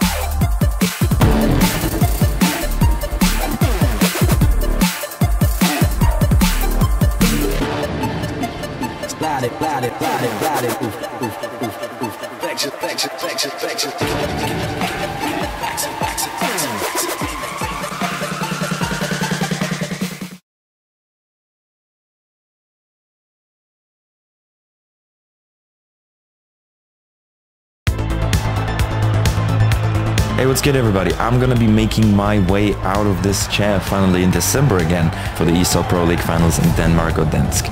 You can join me, we can have a good time, we can watch the best teams in the world battle it out for the trophy. Across, nice, no scope, looks for the other. Device! How sick! Good luck everybody, see you in the Dansk.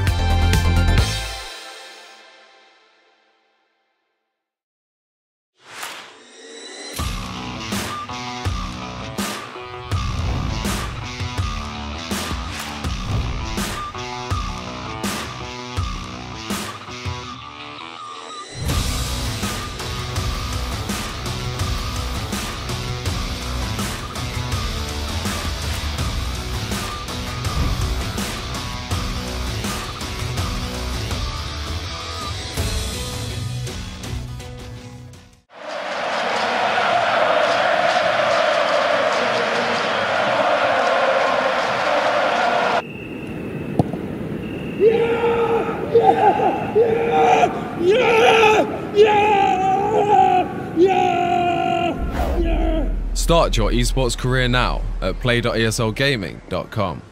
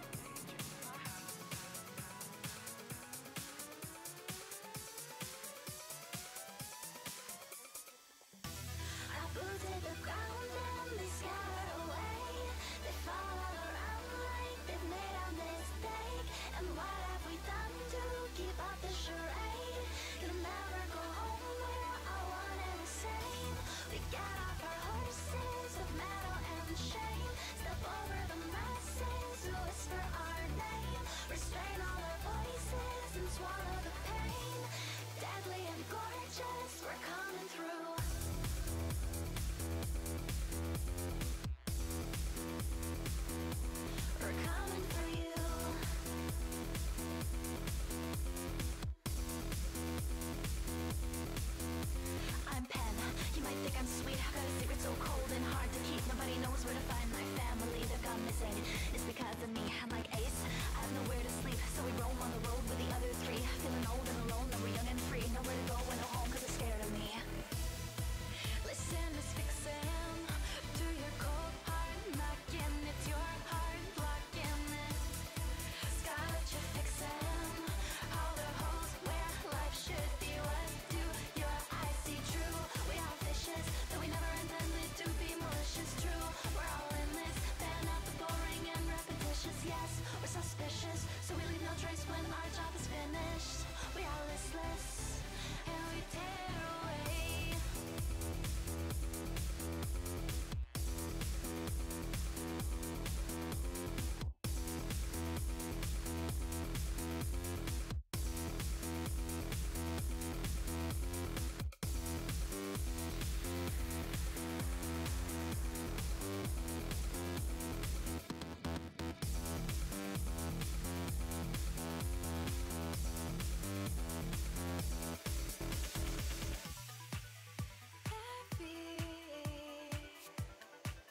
Gets the leather,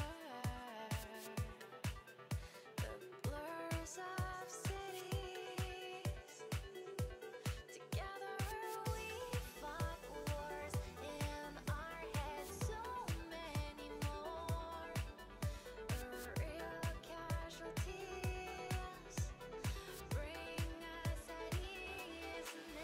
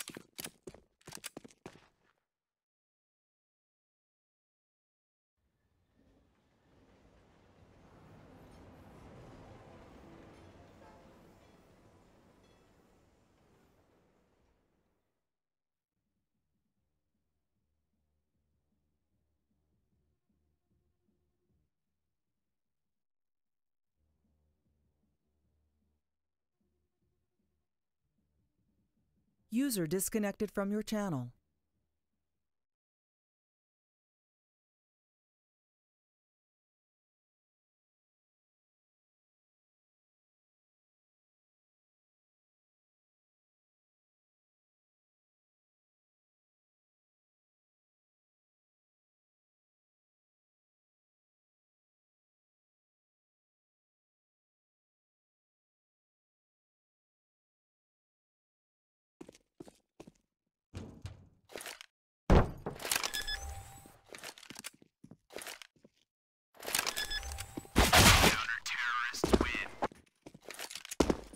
User joined your channel. Alright, ladies and gentlemen, apologies for the interruptions. A little bit of a technical error there, but we are live with Heroic running away with the first pistol round in the second map versus LDLC. Of course, they barely squeaked away with the victory in overtime against them. on Nuke, and of course, Heroic, a renowned Overpass team. Let's see how they can fare against LDLC, who maybe don't have as much experience on this map. They have, of course, won the pistol, forced LDLC onto a little bit of a force buy here, but certainly don't count them out. As they've shown in the first map, they have a lot of firepower under their belts, almost winning the first game.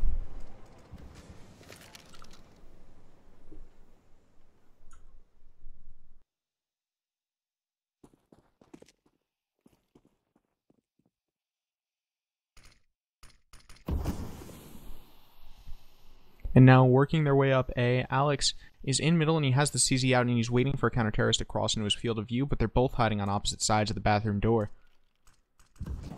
Neither one of them managing to gain any ground.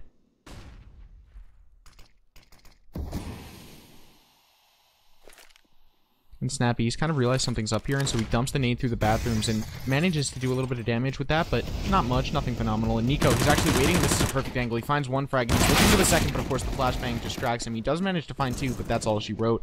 He's taken down. Maniac left in a 1 versus 4. Snappy with the easiest cleanup of his life.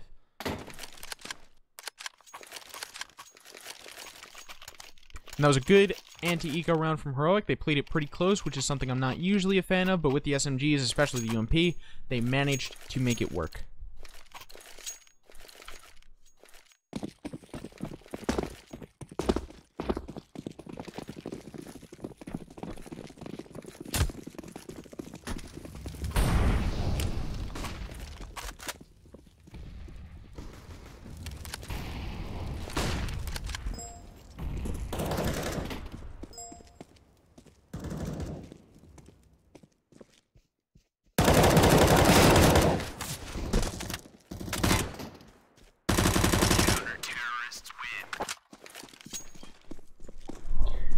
And Heroic managing to pull away the last anti-eco round off of that pistol. Again, with just a nice composition of a couple rifles, a couple SMGs, doing a lot of close range damage and then falling off. And finishing it off with the AKs with the M4s. Now LDLC, though, they've gone with a 5 AK buy right down the leaderboard. And, of course, a lot of utility to boot. Let's see what they can do with it. A lot of utility dumped towards B right now, but it does look like a fake is the bomb. And most of LDLC's players, they head towards the A bomb site, and that fake has actually worked in spades. The A bomb site completely abandoned, and Devil manages to find two with superb spray control in connector, looking to rotate. And so now the B bomb site players, they realize that they might have been duped, and one of them is heading back towards A. And unfortunately for LDLC, and I don't quite understand this, they haven't surged into the A bomb site when it was empty. And LDLC, they should have realized it was empty when Devil found the kills that he did. And so now there is a player back on that A bomb site. That'll be Modi, and he's just scouting it out for his team, trying to make sure that the bomb site essentially doesn't get snuck into.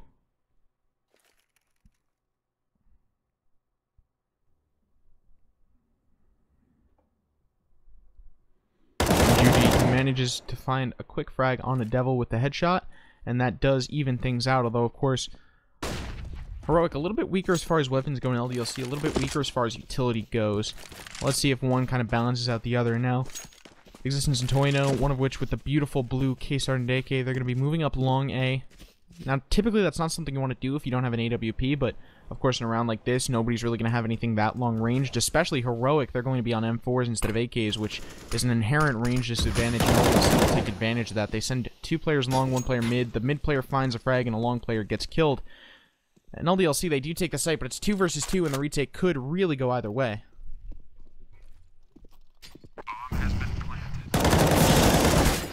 Modi comes around the corner. He finds the first on Alex. Now he's trying to look around. He's trying to play around the truck. And he finds Juji, and he tries to transfer the spray over the second player, but it just doesn't quite work. And now both players very, very lit here, but of course Existence the further worse off of the two. But he does manage to find the frag. Modi sweeps around, trying to get at that bomb, trying to maybe work in a defuse, maybe work in a fake, but of course doesn't really work out. Existence hits him down with the spray without breaking a sweat.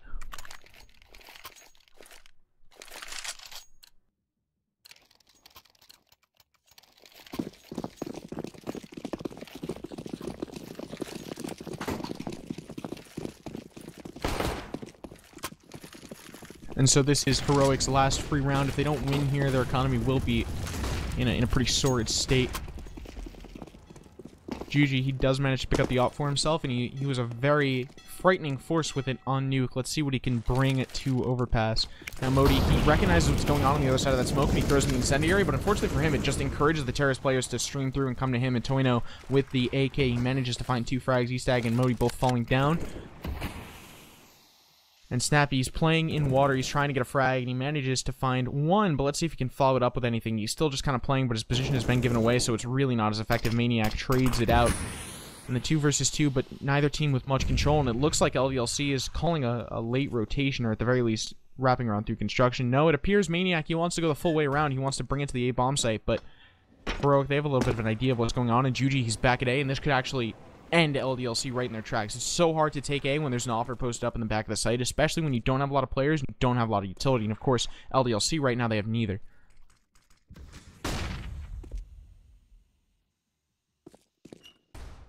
Reminder, this is the second map. Heroic running away with the first one on Nuke in a very, very close overtime game. And now trying to repeat that success here, although maybe not quite as close. Juji finds the first frag, as we all expected him to, and he does spot the second player, and he manages to clip him right out of midair. Heroic picking up their 4th round right off the back of Juji with an amazing performance on that AWP.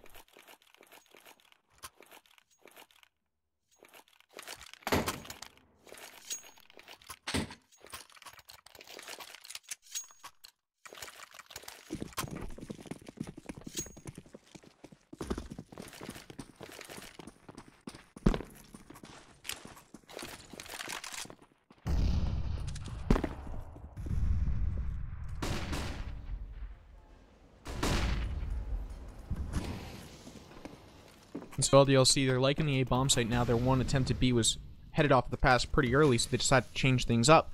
Maniac, he takes connector control while the rest of his team works on long and short. But they've got to worry about Nico, who's pushed up very, very close, and they've also got to worry about that. Juji with the op takes down Existence really early in the round.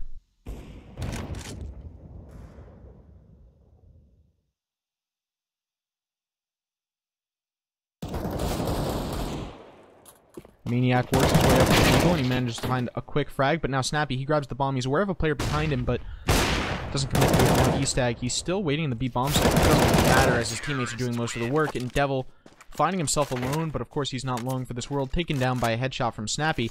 Heroic looking very, very strong on the CT side of Overpass, as we all knew they would. Traditionally very strong on this map, and LDLC struggling to find an answer for them.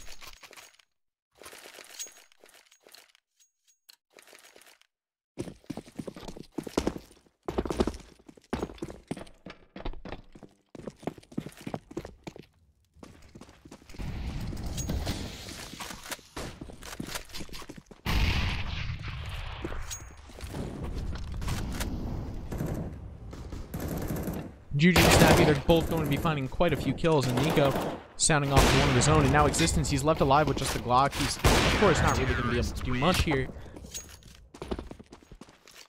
And he's taken down.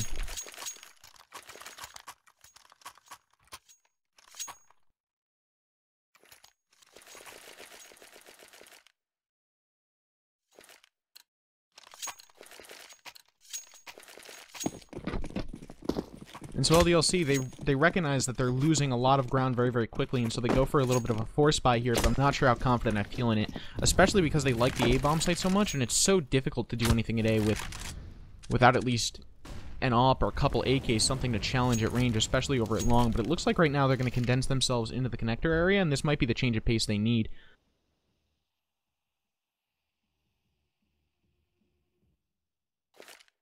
They're moving through slowly but surely, trying to find out which, if any, site might be a little bit weaker than the others, and it looks like they're heading up the stairs now to at least probe towards that A-bomb site, maybe try to get in that, you know, water closet, bathroom area, and see what they can do.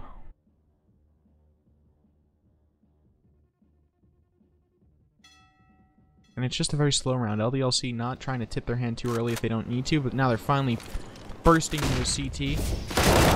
Existence going to be running up, and he tags down Snappy with the UMP, no problem, and that's going to allow Maniac to pick up the gun, and this is where things start to look really good for LDLC. They've taken the bomb site without losing a single man, so they do have to worry about the retake, but of course, holding off a retake is so much easier with SMGs than than taking a bomb site, especially one like A. Now Toino with the Deagle, he tries to grab a kill, but unfortunately for him, he just gets lit and then eventually killed by the nade.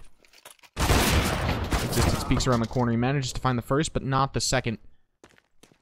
Nico weakening their defense just a little bit more, and then Eastag grabbing one of his own. Now, the bomb is ticking down. Heroic, they have to move quickly here, but Alex, he's mollied out of position. He finds the first frag, and he's looking for the second. Modi in the 1v2. He has to find kills really quickly here. He jumps around the corner and gets one, but unfortunately for him, he runs out of time. He did have the kit, and I would have liked to have seen him go for it, but you can't blame him for that. Now he's just running away as quickly as he can. Of course, Overpass, he's still right underneath that bomb, keep in mind. Luckily, he manages to get away just in time, saving the AK for his team. LDLC picking up their second round, but that's not too much here. If Heroic can win this next upcoming round, they'll break the economy, and LDLC will be at almost a worse spot than where they started.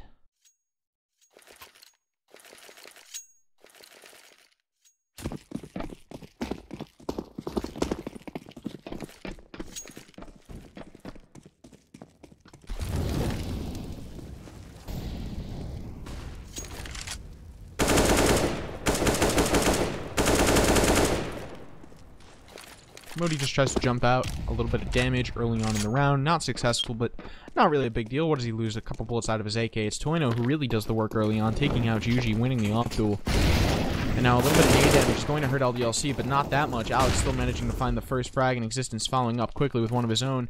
Heroic very quickly reduced to a bumbling mess here, not able to hold the bomb site. And now they have to ask themselves, do they retake or do they just save what they have? Not an easy question to answer, but Nico dying should just about close the book on it. Modi cutting his losses. He's getting out of there, and he's keeping that AK. LDLC is finally starting a little bit of a streak here and building their economy a little bit more than none at all.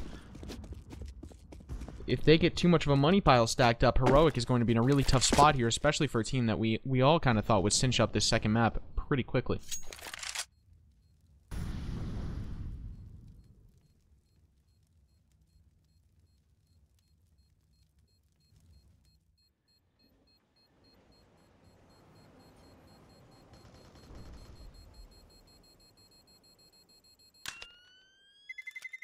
Terrorists win.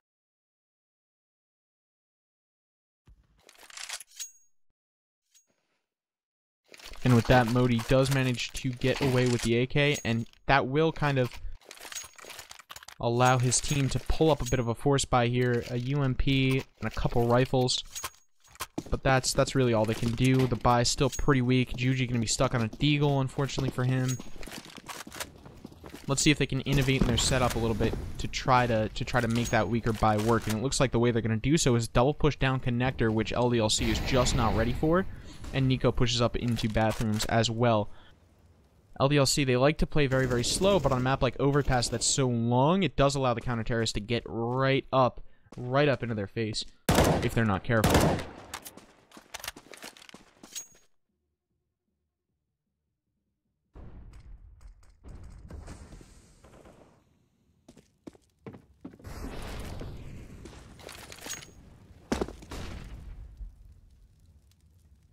I like Juji's spot here, and he finds the frag. That was not what I expected at all. That was 2 pixels to clip on a Maniac's head, and he does make it. He's going to lighten the load for his teammates pretty considerably. Nico, he comes around and he finds a frag for himself as well. Now Alex is kind of caught in the middle here. What does he do? Which enemy does he engage? The moment he leaves his hiding spot, he's going to be exposed to pretty much both of them, so he has to pick wisely.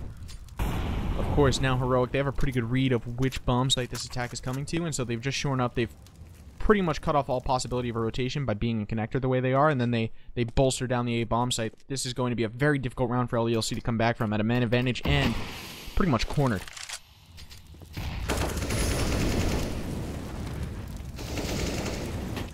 And with Modi finding 2 headshots off of the AK, that pretty much seals the round for them. Toino, he is a boost on, he is a god on the op, but there's only so much he can do.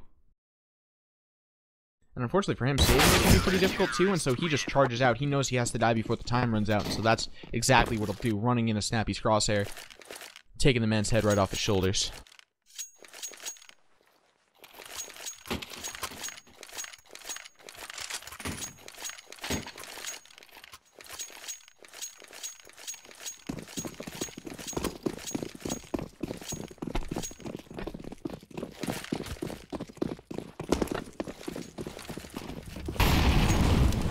Snappy will be dumping out the smoke.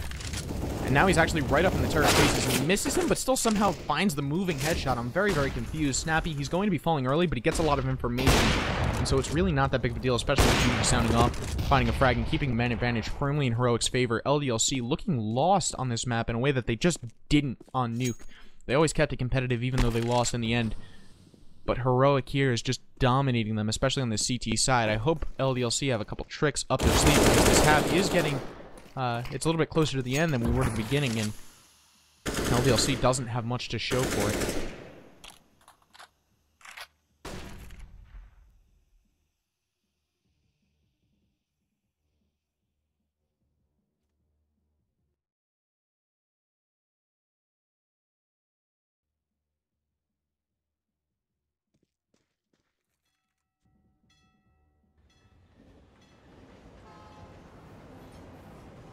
And things just kind of stagnating right now. LDLC, they know making a move is likely going to be the end of them as they slowly creep into the B-bomb site. They don't want to overcommit. Toino, he acts as the entry fragger here, and he finds the first kill. Bevel, he's got to be very, very careful because almost no health, so no room to make mistakes. And he makes a little bit of noise there, and that tips his hand to Nico. He finds the first frag, and then he looks for the planter, and he finds him as well. Easy for Nico, and then he grabs the defuse. 3 kills under his belt. Excellent performance for him. Counter-terrorists win.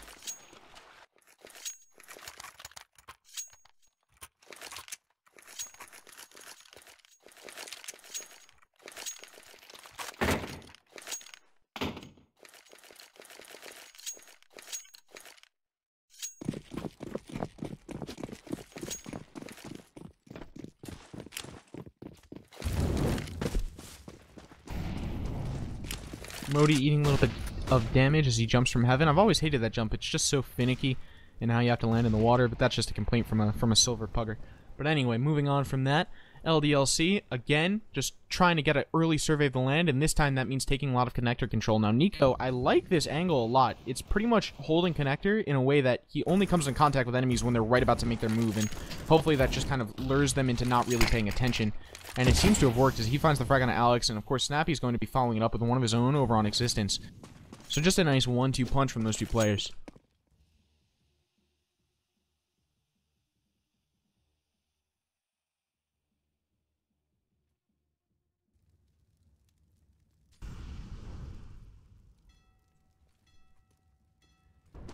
And so LDLC considerably weakened, and Heroic just kind of ready and waiting with all the utility they could need to hold off this push. Juji with a nice peek. Maniac never really stood a chance there. And now Devil, he does have a deagle, and he's trying to probe into the B-bomb site and find what he can. He finds the first headshot, making it look easy with that deagle, but unfortunately, it's nothing at close range compared to an M4. Snappy and E-Stag both going off, finding their own frags. And again, LDLC just looking a little hopeless right now. If you look, they've actually only planted the bomb 3 times this game, and what that's telling me is most times that they actually do plant the bomb, their retakes are pretty solid, but unfortunately, it's getting the site in the first place that's very difficult for them. If they can get it, they have a very high shot at winning, but unfortunately, it's just so hard for them to get in. Heroic have such a great hold right now. They can't really find many openings. I also like how dynamic Heroic is being, especially in Connector. Connector is almost never held the same way more than a round in a row. And that is very clearly difficult for LDLC to deal with. This is a team that likes hard reads. They like exploiting vulnerabilities in Heroic, or in whatever team they're playing, and they need to do that in important areas of the map. And so the fact that Heroic is so dynamic in Connector, which matters so much on Overpass, especially for a tactical team that loves late round rotations, it spells disaster for LDLC.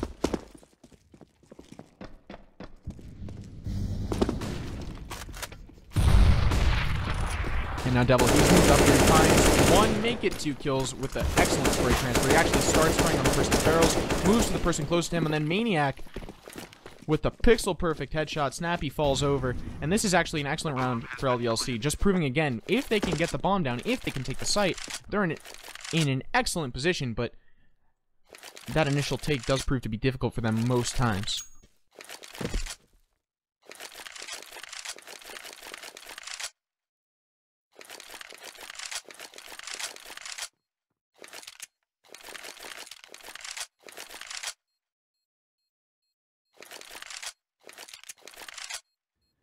And Nico and Juji, they're in the situation that LDLC is all too familiar with, where they just have to scatter and save the weapons.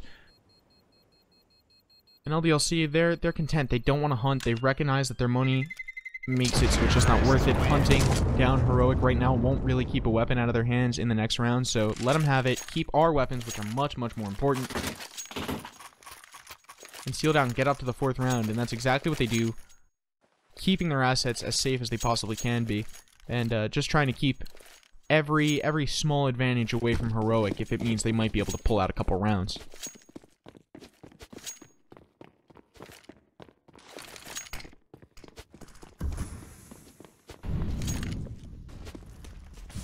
Now Modi, he comes up and he immediately gets blinded by the flash, but still finds 2 kills between the nade and his M4, and he peeks back out and tries to find more, but unfortunately not quite able to.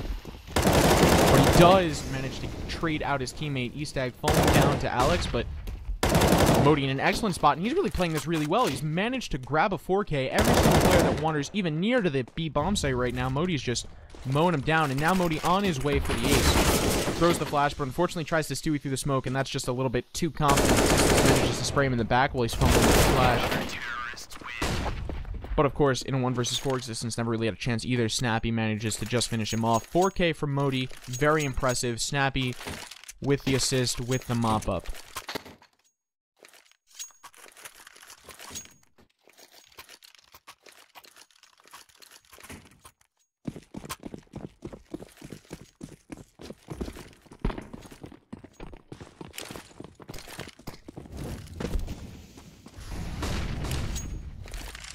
And so a flood of players are going to be moving towards that A bomb site, LDLC. It looks like this round they're being a little bit more aggressive than they are traditionally. Unfortunately, it doesn't work out. Tuno very uncharacteristically missing a shot, and that allows both Snappy and Juji to flood in, take advantage of the opening, and get a frag apiece.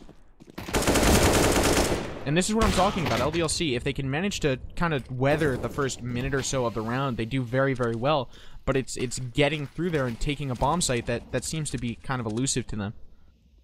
And it's being proved yet again. Heroic looking like they want to win out this half with quite a lead, 11-4. If this round goes, if this round continues on its current trajectory.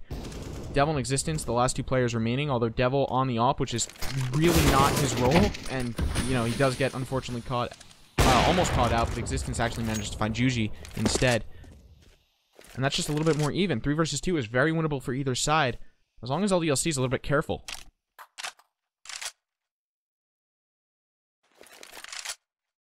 So now existence, he's trying to work his way up towards the A bomb site, but he has to be careful. Modi is just a perfect angle. Whenever you have the man advantage, especially when it's below 4 players on the other team, playing one and done angles like where Modi is right now is very effective, because it's highly unlikely that there's going to be someone there that's able to trade their teammate's death.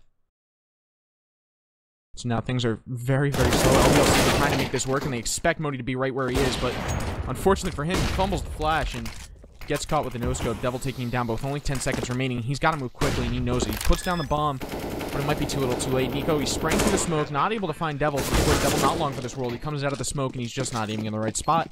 Estag sprays him down, and now both players find the bomb. Ha, Estag won. Quick defuse coming in. Heroic 11-4 to seal out the half. Very convincing CT side performance for them, and they should be able to run away with this game as long as they can take the pistol, but more on that when we get there. I am Mazer CSGO. Follow me on Twitter. This is the ESL Pro League, the final match day. Thank you so much for watching. Thank you so much for tuning in. We're going to kick it to music, and we will be back as soon as these players are ready.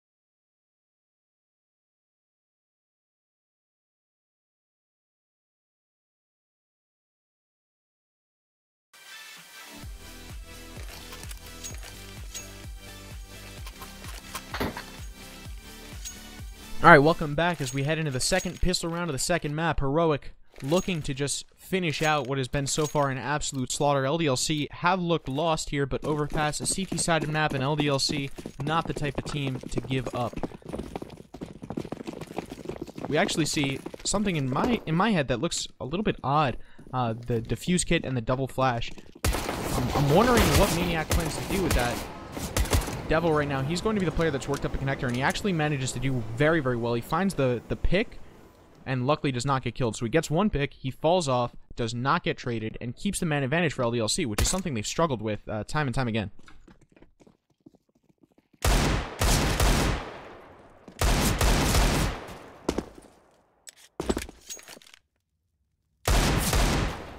That being said, Existence, he does lose his life as the B bomb site flood continues. Heroic managed to lock that down, but of course they have now lost all their utility, and not a lot of their players are armored either. So the retake might be a little difficult, especially with Alex finding a nice clean headshot on Nuke. So clean, I barely saw it coming.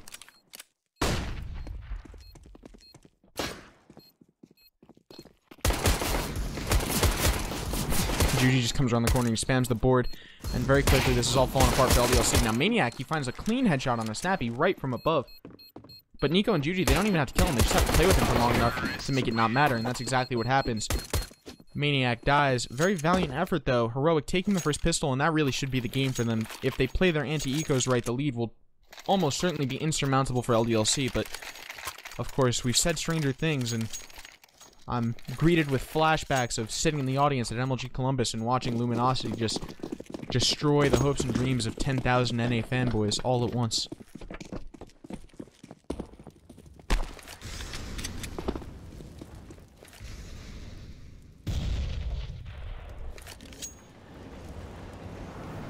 Heroic, they're much more spread out than LDLC tended to be on their T-side defaults. LDLC, usually they cluster themselves either in connector or kind of behind the A long and short, maybe like playground, kind of by party. But Heroic, they have one man everywhere, just kind of eyes and ears watching for pushes. Of course, none coming in from LDLC, but I like the fact that if it did come in, they would know, and the fact that it hasn't come is also something their in-game leader and Peacemaker can factor into their team's plans.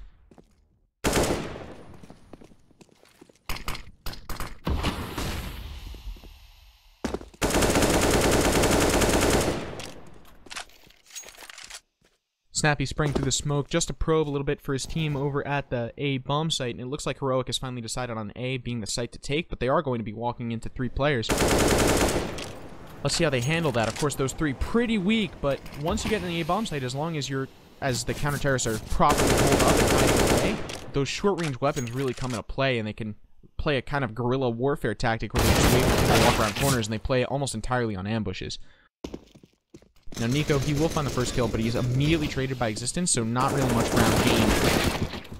And as the push starts from Antonio, he manages to find one with the CZ, but it's not enough, as his fellow players will fall over, and Devil, he just tries to Stewie through a smoke, and it's not a style that works for him. E-Stag with the UMP headshot.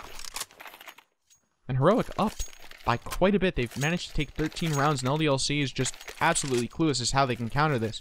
By the time they get to their first gun round, it's going to be almost too late.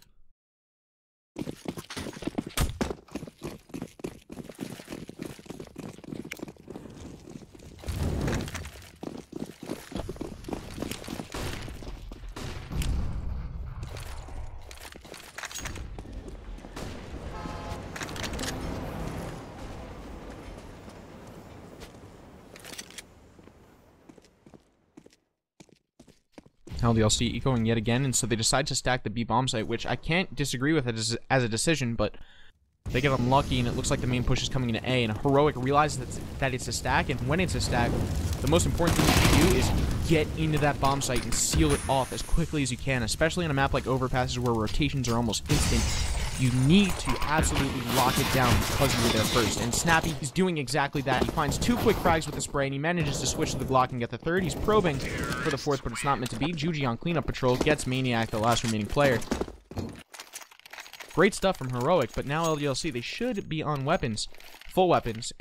And, you know, I'm not counting them out yet. I'm an optimist. Maybe LDLC can put up a little bit of a fight here. Now, Heroic, they don't have to do much to seal this out. They have to continue their textbook play.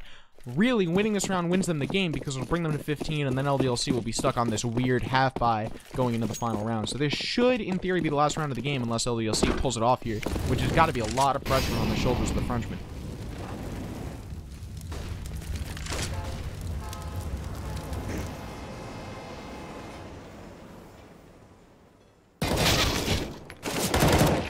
Now T-Stag playing his role of entry, coming around the corner and finding existence, and Snappy going to be trading off once more, taking out Alex as well, and that leaves LDLC to one-man disadvantage. And they've got to be shaken right now. This is not a good situation to find yourself in. Essentially, this is match point because of the reasons I discussed earlier, so you don't want to be a man down, especially against a team that's just hitting all their shots like Heroic is right now.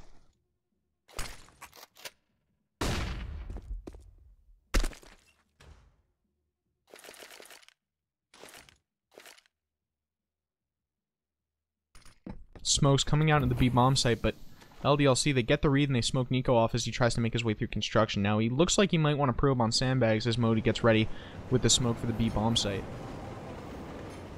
And it looks like a full execute is coming in now. LDLC throwing that smoke as early as they did. They might have been tipping their hand just a little bit too early here.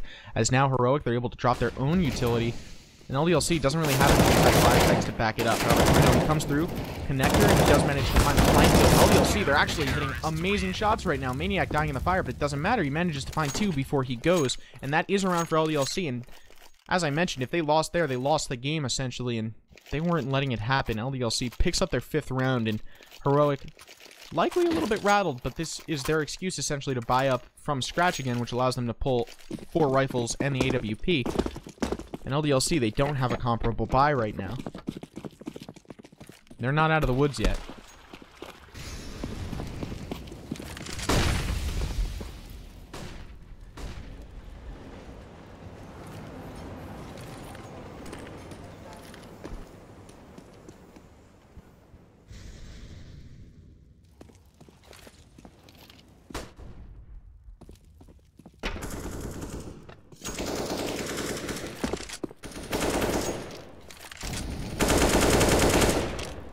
Both teams just kind of probing for information. LDLC, of course, not really pushing, not really giving anything away, and Heroic doing almost the same. They're ever so slowly, inch by inch, moving up into bathrooms, but that's about it. Now, LDLC, they've done something really important here. They've smoked their way through this. They've flashed their way through the smoke at Monster, and they've realized there's nothing going on B right now. So the full rotation can come into A, and the flank can start to happen as well. Things are going to get really bad for Heroic if they don't make a move quickly. And with the double flashes, Heroic can push it through a close angle, and they get in a long. Snappy finds one on the Toino and short as well. Now, he's playing that weird angle, and he manages to find the kill despite being flashed. But Nico trades him out without too much trouble. And Maniac and Devil in a 2 versus 4, excuse me. Trying to make sure this bomb site doesn't fall into enemy hands. Now, Maniac, he is on the flank, and this flank can be huge if it's unexpected, especially if the plant happens right in front of him, which it does. Nico falling down, but Modi finding one of his own, and Maniac all by his lonesome, not able to do much. The round going Heroic's way, and they're on match point now, so LDLC going to be stuck on a force buy, while Heroic laughs their way to the bank, sitting on a pile of dollar bills. Buying up is not an issue for them.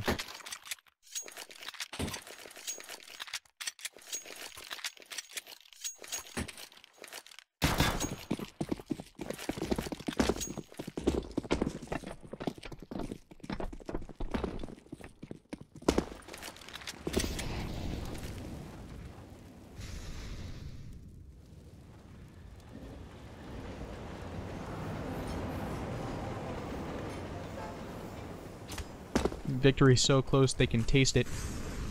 Heroic slowly moving towards the A-bomb site, doing what has worked time and time again.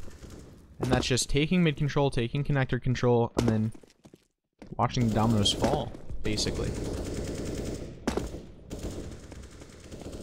Now Juji is going to be dumping a couple op shots down, trying to take control long, but he does miss whoever was posted up there, but unfortunately, with just pistols on LDLC's side, they can't really contest long at all, and so they fall off for the most part.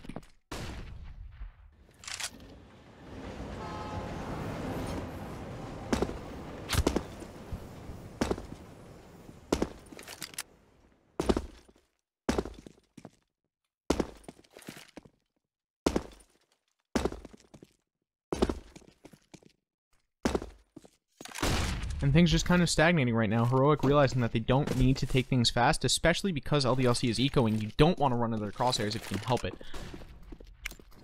So I'm not a huge fan of their decision to continue attacking Egg, because that's exactly what LDLC is expecting, and with the smoke down, 2 running through it is just a death sentence for Eastag, but Snappy there to avenge him. Now Twino, he's finding quite a few frags, but Nico, that doesn't satisfy him. He finds 1, make it 2, evening things out, 2 versus 2, and Maniac, he's rotating in from the B bomb site, but last one alive. He finds the first frag, and with only 7 seconds left, Modi really has to move here. He grabs the bomb, he's going for the plant, but really just not a good idea with only 1 second left. LDLC barely squeaks it by. Maniac hiding at the perfect moment. His team got to be breathing a sigh of relief here, but when you're on match point and you win by that small of a margin, your confidence has to be a little bit shaken up.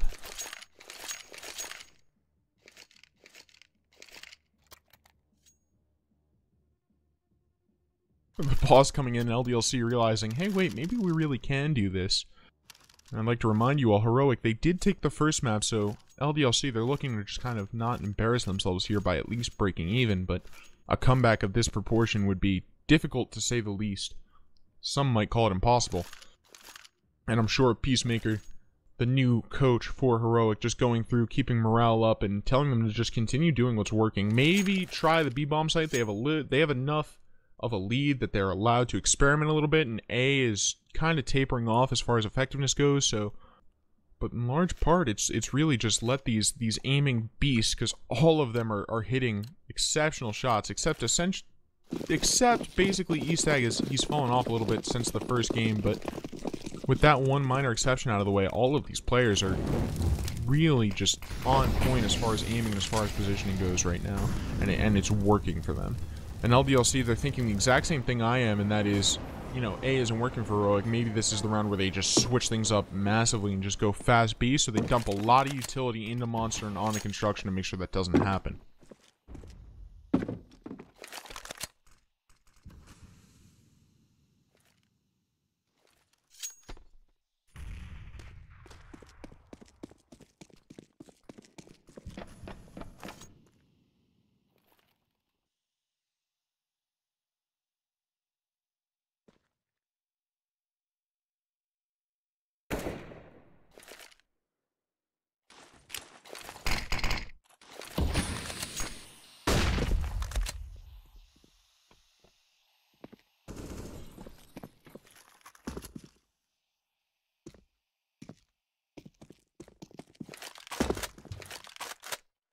Not a lot happening as we head into what very well may be the last round of this game, but then everything pops off at once. Nico finds a kill but is immediately traded, and Modi does something similar. Now it's a 3-on-3. The weapon advantage falling squarely in Heroic's hands, but that's the only advantage they got.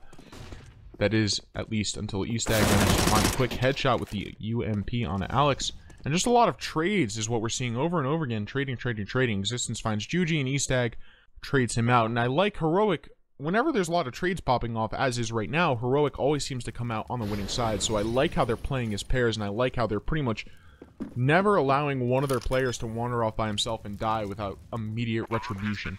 And that's what's happened here. They've secured the B-bomb site and gotten the plant. And so Devil, he is the clutch player, as I will continue to mention every time he's the only man left alive, but this might be a bit of a tall order for him. He has no kit and he only has 1 flash, so he jumps into the water, but of course that almost certainly gives away his position, although the 2 players are fairly far away. That might be enough, but unfortunately not. He comes around the corner and gets the aim duel, and he loses. Modi takes him out, and that's the game. Heroic running away for it. They go 2-0 tonight in ESL Pro League, boosting their standings just a little bit, and we'll have to get back to you, check the website as to what the final standings shake out to be, as pretty much every team in the league is playing today.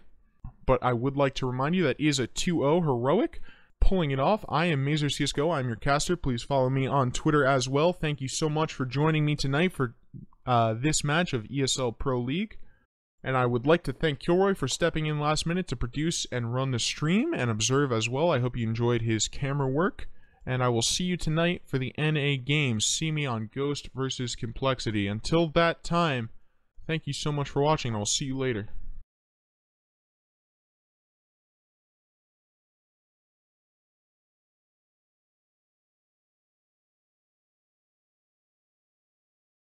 ESL Pro League is brought to you in part by Intel, the City of Odense, GeForce GTX, Lenovo Legion, Bedway, Pay Safeguard, Logitech G, Mountain Dew League, Xfinity, and ESEA.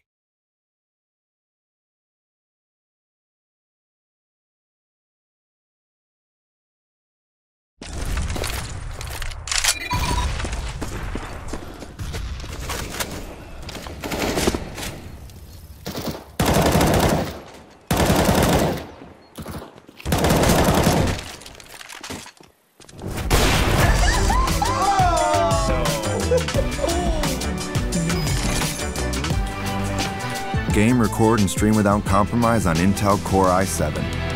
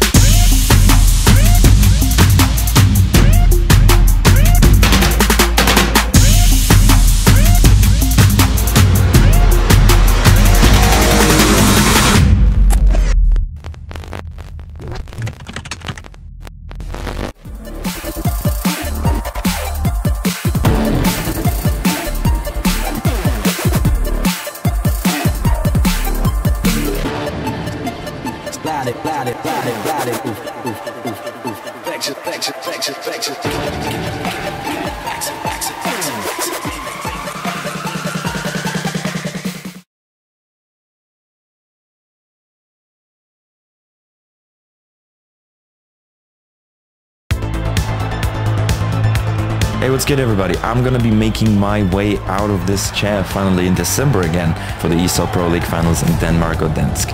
You can join me, we can have a good time, we can watch the best teams in the world battle it out for the trophy. Across, nice, no scope, looks for the other. Device! How sick! Good luck everybody, see you in the Dansk.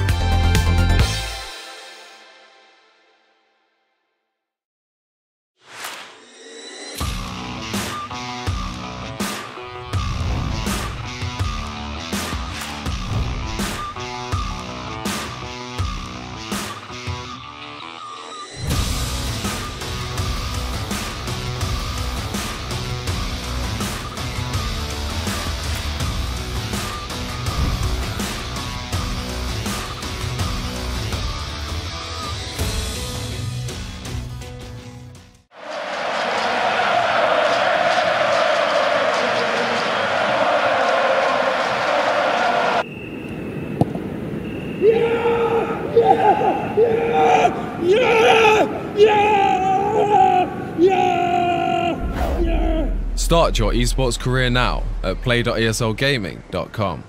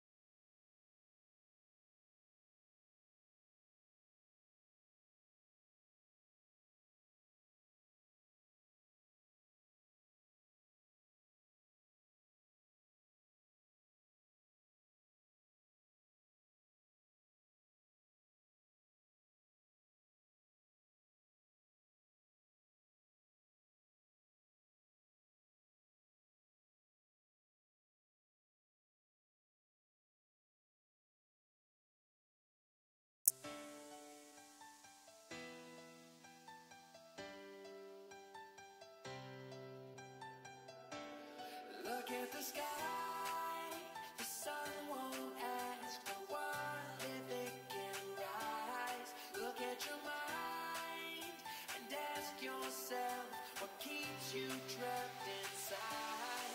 Look at the light. If I